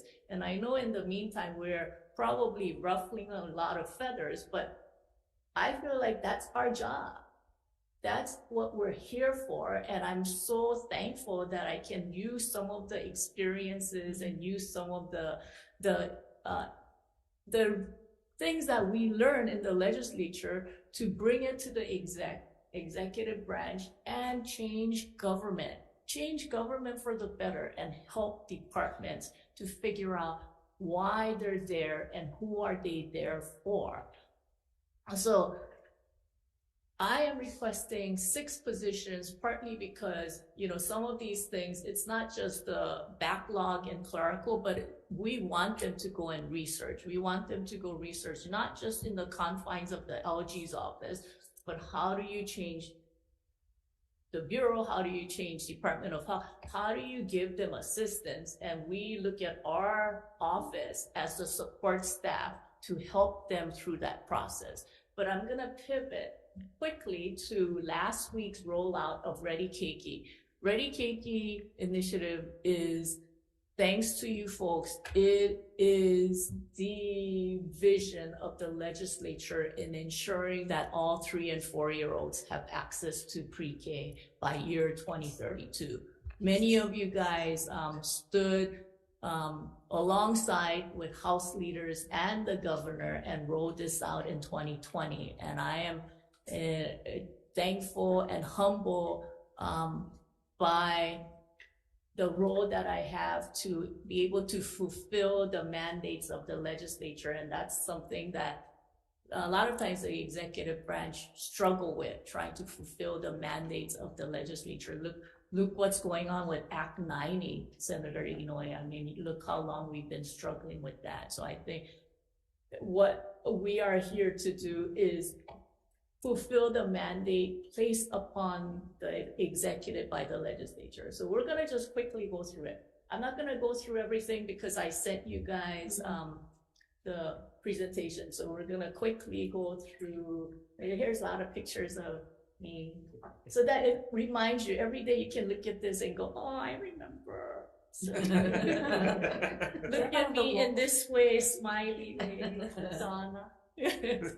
Okay, but this is an important slide. So right now, out of 3 and 4-year-olds, we have 35,000 kids. 35,000 kids, 50% in preschool. That means it's real. 50% means the people who can afford it are sending their kids to preschool. People who cannot afford it are not sending their kids to preschool. That's the bottom line.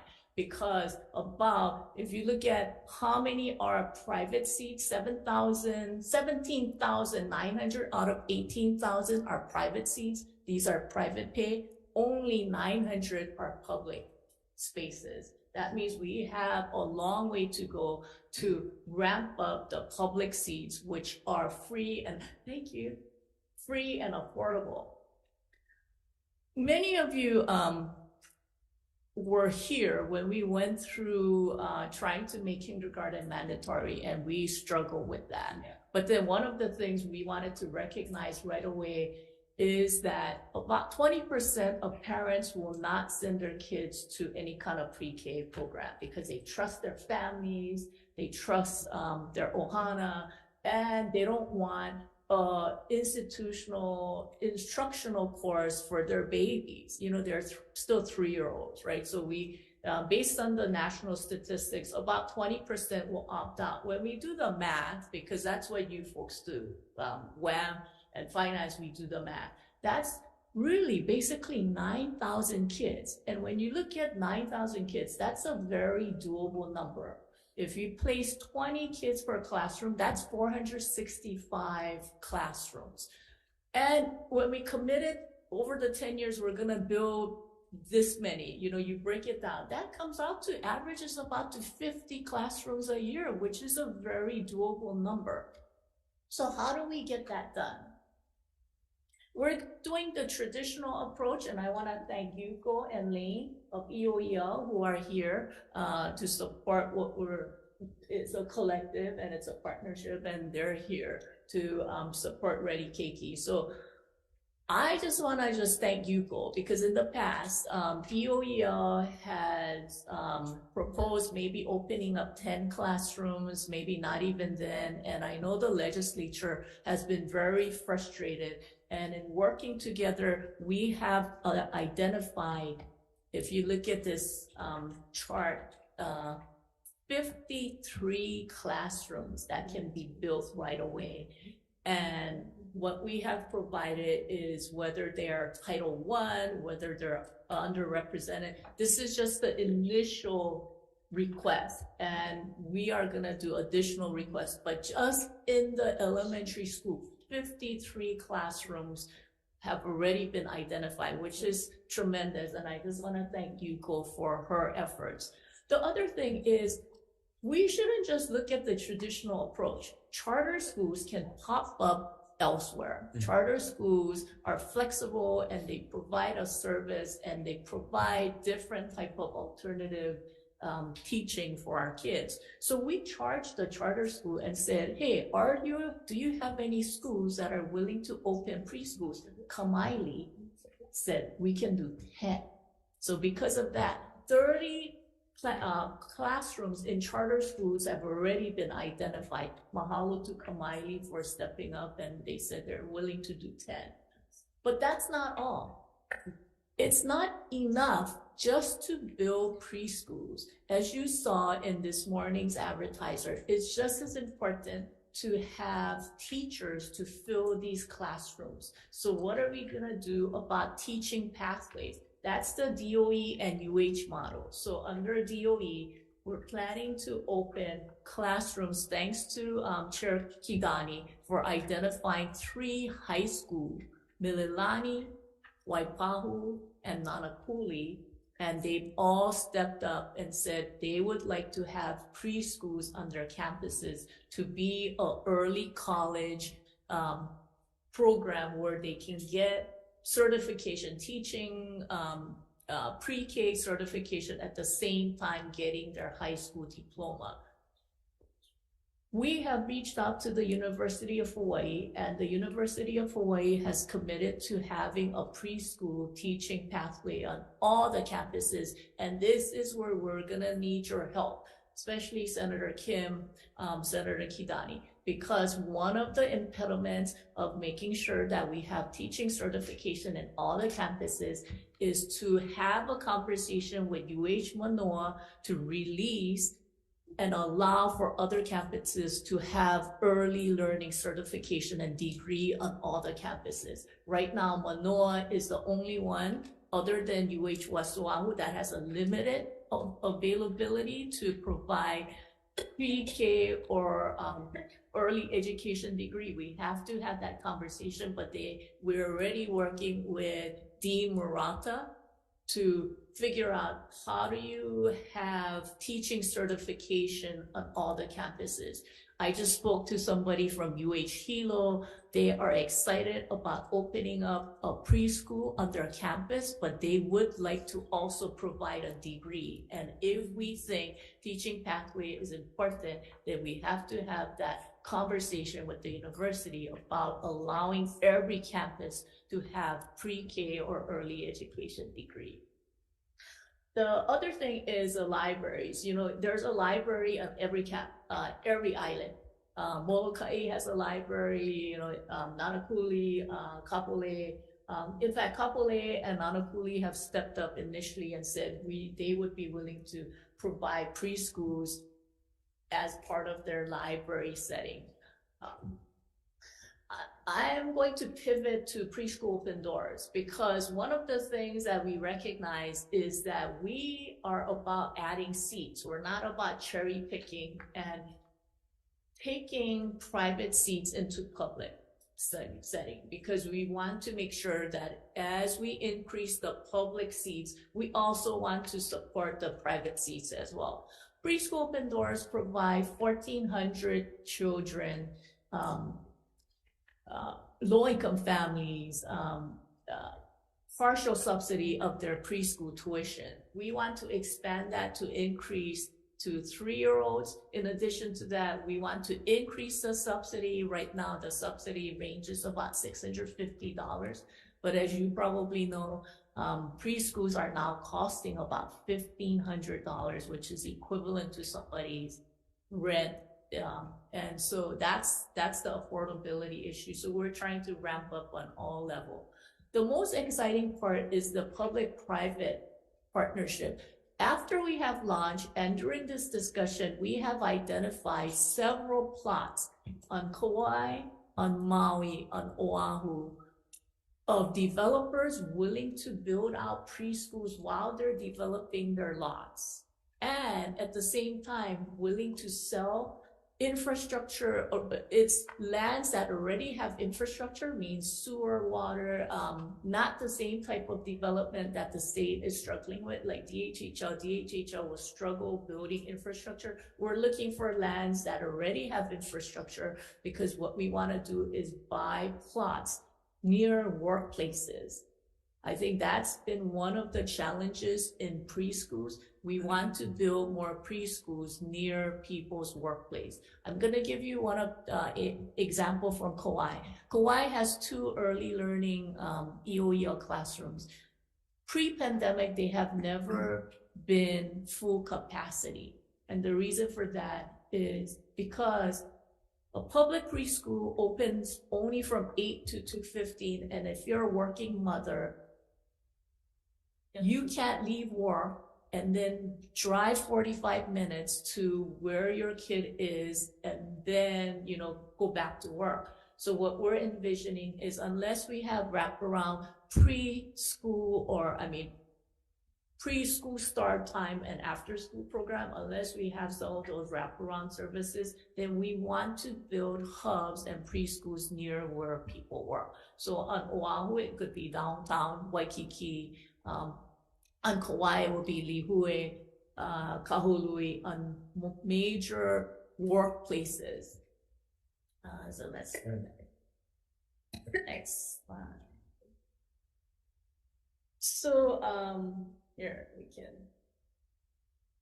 So one of the most exciting part about this initiative is it's not just the engagement of many of the partners, including school facility, EOEL, P20, DOE, but we also are working with many of the counties. Counties all have early learning coordinators. We have excellent ones in all the counties, and Kauai County has decided to take on, the mayor's office has decided to take on this responsibility. We also have philanthropy, who are partners like the Castle Foundation, Kamehameha School, Commit to Keiki, and many others. And the reason that's important is they are willing to provide staff support.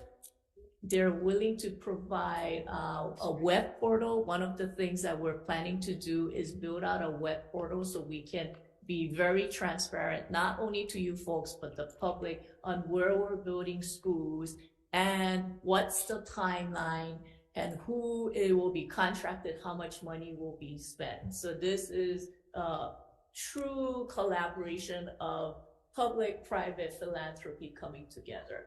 I'm gonna stop there. What I passed out is a proposed spend plan of the 200. If you take a look at the list, it lists the 53 classrooms in addition to the charter schools. There will be some pukas, and the reason for the pukas is because we have still not gotten direct communication from the schools whether it's going to be renovation or new classrooms. So new classroom, we budgeted at max 2 million. For renovation, we maxed it at 1 million, but we're hoping to keep that cost down even more to maximize the 200. So if you take a look at the spend plan, including purchase of private lots, we already blew our budget of 200. We're at 217, even without filling many of the spots. So we're very excited about this initiative, and I just want to thank you folks for committing the 200, because that is huge, and it's going to help the next generation of kids. This is something that every governor, every legislature for decades have said this is what we're gonna do. And I'm just so privileged that we're here where we can actually say, hey, we're gonna do this. And, you know, hopefully 10 years looking back, we can say, hey, you know what, our kids benefited from this. So I will stop there and see if you have any questions about this or other initiatives. Yes, Senator Kitani. Oh, I shouldn't be the one calling on you.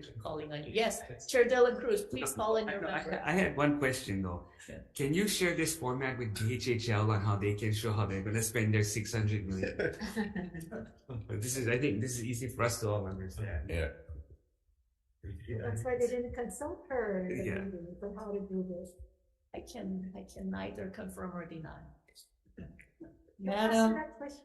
Madam No. Chair, Lieutenant Governor, thank you very much for this presentation. It's really exciting, and I am just thankful that you picked up the baton and ran with it, because it truly is very much needed. We have many, you know, and we have a hard time filling jobs now, but a lot of our residents can't go to work because they have preschoolers. And just like Lieutenant Governor said, they can't, you know, take off to come home and get their preschooler and then go back to work. Sometimes there's nobody there but them, especially single parents. So this is just something that's going to be, I think, life-changing for a lot of families, you know, that can really go out and find a job that they really want, rather than having to stay close to home or, you know, close to the school wherever they are. So thank you for this. So do you have any idea of which preschool classrooms will be coming up first? Yep, we do. So the first 11 will be actually Lincoln Elementary School, where we had the press conference, and you probably saw the classroom. We can go in right away, and because the prior administration already gave $5 million to Department of Education, within 3 months they can get the contracts out and start renovating Lincoln Elementary. The next one is Helen Manu, not because it's in your district, Chair Dela Cruz, it's just coincidence that Helen Manu is ready to go. YOYL, why are you getting all the attention? They're from YOYL. Yeah. And then so, yeah, and then the fourth one is Honowai. Okay, again, not by coincidence, but it's Chair Kidani's district. And that's the only one I have, so don't get too Okay, and then the next two are Fern Elementary and Kaivai in Senator Kim's district, and then mood lighting. And then the Senate President Kilauea, that is such an easy fix. That's a classroom that was termite eaten, and no one really flagged it. And then it was Senator Kochi and others on Kauai, thanks to the He'e Coalition, that identified that, and we put it on the list, and Yuko was willing to add that to her list as well. Senator Keith Agaran, Wailuku Elementary, renovation. Senator Lee, Pope Elementary. Senator Kanuha, Kahakai Elementary. You got another one, Ka'u. So 11 is up for quick renovation in the next few months. I have a question. There's nothing in my district, but I don't know. That was my question: is what are the criteria? Because I know that Jefferson has one already, but is it the where there aren't no rooms in these schools? Is that what it is? Because I know that you have to have a teacher that's going to be doing it, right? See, this is like sending this is like So the way you keep the library. This is like giving out the CIP list. You know, every time we give out the CIP list, the only thing you look for is your name. But okay, so I'm gonna answer that because this is based on the first initial survey. So it was basically the principals who responded right away. So we are going to follow up. So you have to have staff there to actually do. So Well, the that's staff, part of it. I think these people that she's asking for, they can do a lot of this work. Yeah, because I know Jefferson School already has, but just looking at. But the schools have to want it. That's Otherwise, right. you don't want them to be failures. You want them to succeed, and so that all the other schools will want to jump on and want to take part of this. So that's why the ones that volunteered for support. Right. So these are the schools where the principals said they wanted and they have space. I know there's some that already have, like Jefferson already has, but I'm just wondering where the criteria for. Right. So we're gonna send out a next set of feelers. Sure. Yeah, thanks, LG. Exciting and intriguing. Something happened on the Big Island, and we approved a affordable housing project in my previous life. And it was, I think it's called Ho'omalu, which is down at Anai Ho'omalu, the Waikoloa area. And part of that affordable housing project, they are building preschool classrooms.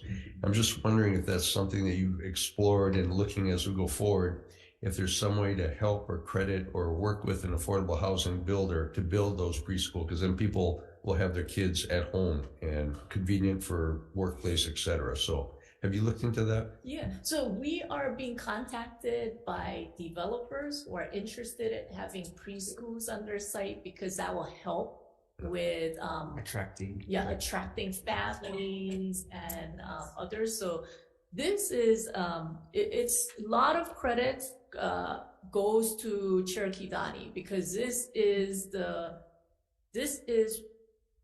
actually the end product of the 21st century school, because we have always envisioned school facility authority to co-locate and look at how we can combine services. So one of the things that we're envisioning is the 3 high school potential sites will be preschool on the bottom with teacher housing on the top or workforce housing on the top. And then even for affordable housing units, we're asking, can we build preschool on the bottom, affordable housing for teacher housing on the top? And that's one of the potential that we can use HHFDC funds, because HHFDC has a special designation called, I think it's like special something. So we will be having a discussion with them as well. Senator Lee. Thanks. Thanks for your presentation. Just building on this, there are a bunch of projects in all the various communities that are sort of in process, already budgeted or on some short list that probably haven't been considered for this simply because it's just early. But there seems to be opportunity to amend some of those projects because it could be a good fit where you have flexible space, for example, in a library renovation or what have you. How are you guys approaching that, and what can we do to help synergize? Yeah, so the best thing that you can do, some of it is, for instance, is through conversations, right?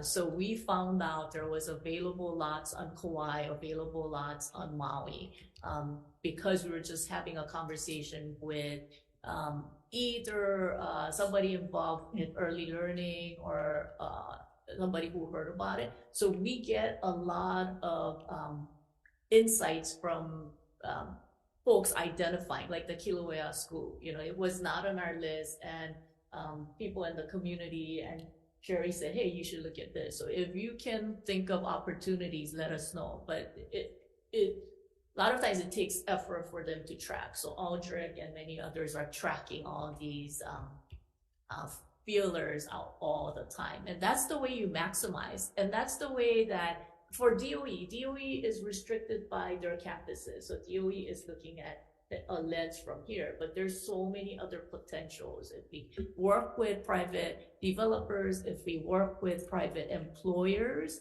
in allowing preschools on their like office space as well. So we're also looking at those opportunities. But yeah, if you have some lead, let us know. Senator Kim. Thank you. I think this is great, and I can't think of a better person to lead this than you.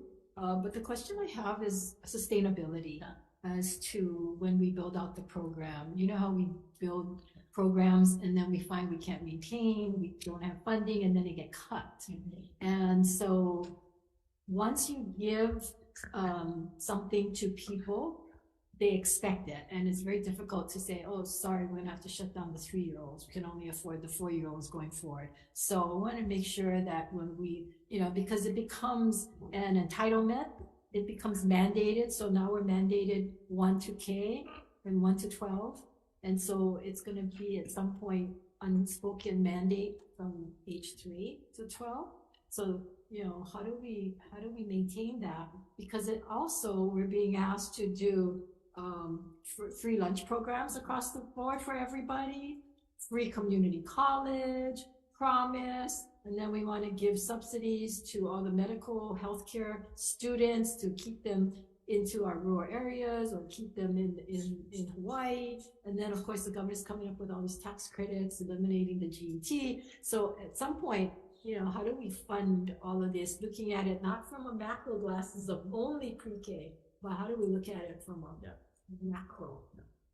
Yeah, that's a really good question. And one of the areas, so preschool open doors, we're asking for $40 million, but the thing that we have not done a good job is maximizing federal funds, because over the years, we have gotten a lot more money in what's known as Child Care Block Grant and TANF funds, which we can use to provide services. TANF is like 30% AMI, so take advantage of TANF, and then the next step is Child Care Block Grant, and Preschool Open Doors is the next grant. So we're trying to figure out, okay, how do you maximize some of the federal funds, and at the same time, try to leverage some private donors, because we're speaking to some private philanthropy who are willing to provide free service for the next 10 years because they're so excited about it. I can't really discuss in depth here, but then as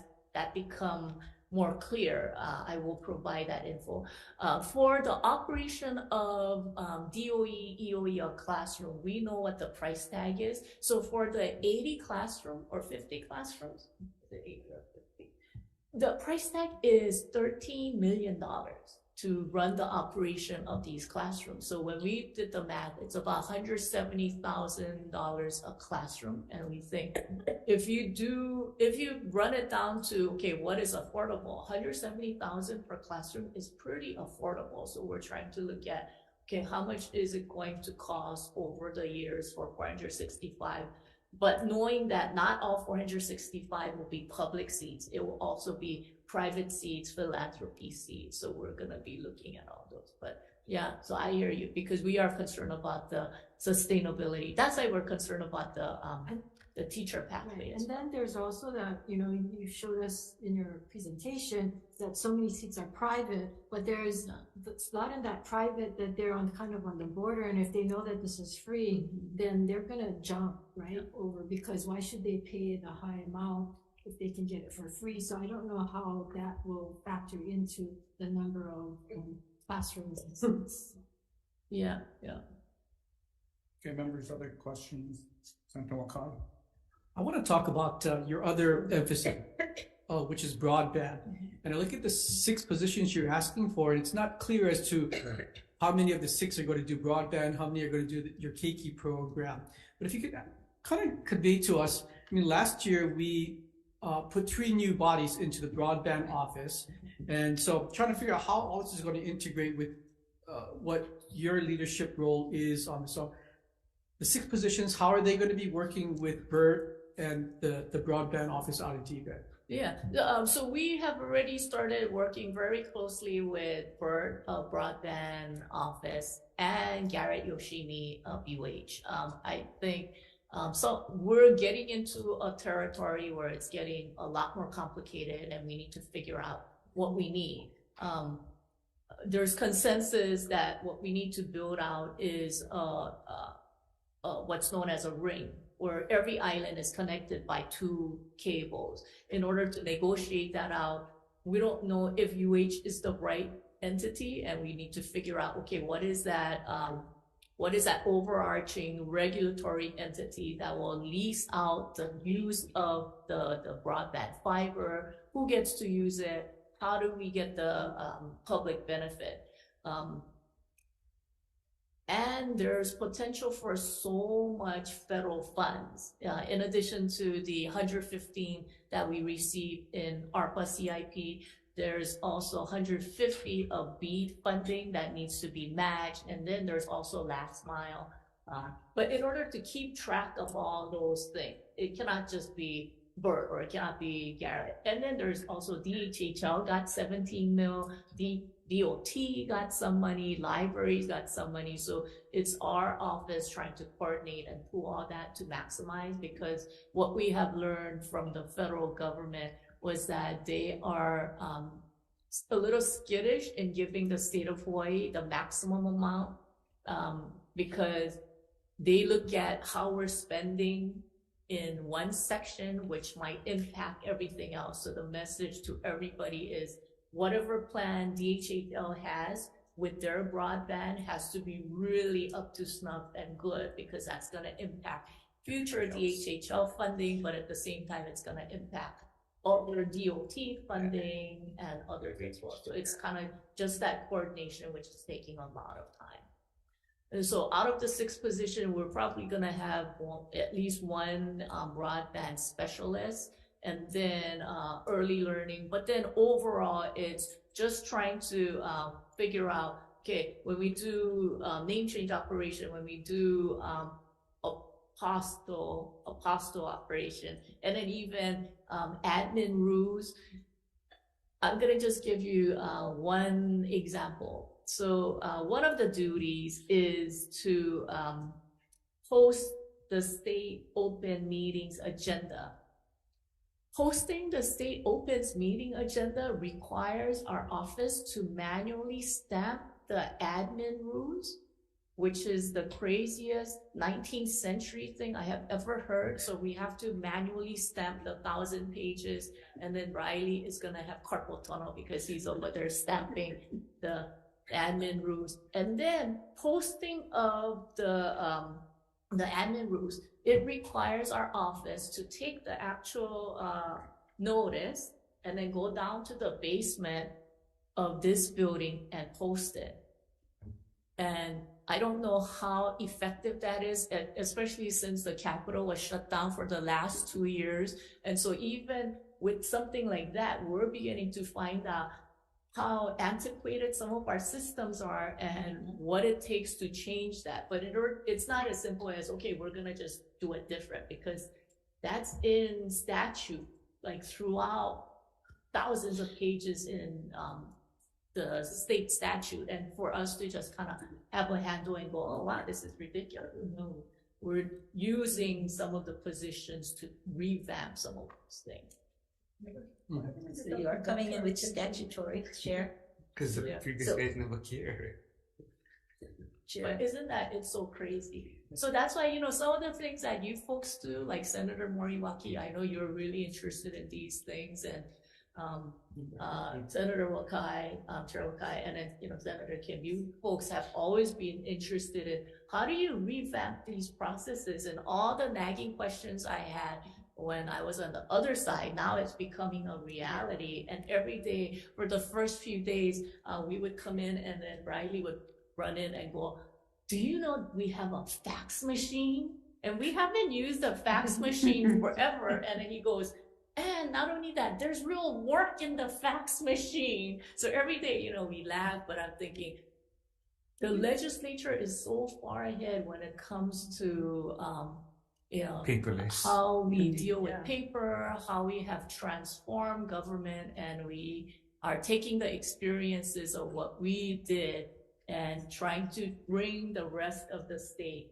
governments along. Can you find out where the 2 X-ray machines are that we ordered on the It's in your office. We don't. So, Okay, we yeah. still have buff and tap. Yeah, just real quick question though. So do you have a position that is looking at statutory changes? Because these things, you just follow the law, and you really need to change the law so that you can really expedite. And the second thing is I don't see any money for updating your computer system, and you need to do that if you're going to transform. Right. So one of the things, because I don't like to ask for money unless we know. We clear up the system, know what the plan is, and then give like a presentation like really Katie about, okay, what is this real plan, and then how much is it gonna cost, and how do you effectively do it? So what we want to do is understand that what are we gonna change, how do we do an online system, and then come in with a request. That's good. But if Thank you. possible, we're trying to do it internally. Great, thank you. Okay, Senator Favela. No, I don't have a question. I just wanted to tell you thank you. I was looking through your list. A lot of stuff is on the west side, which they really need it. Thank you very much for my colleagues. Making sure the crew is not here at Kila. Thank you, and then thank you for coming to all of Glenview on new facility. So thank you for taking care of Hawaii. Appreciate you.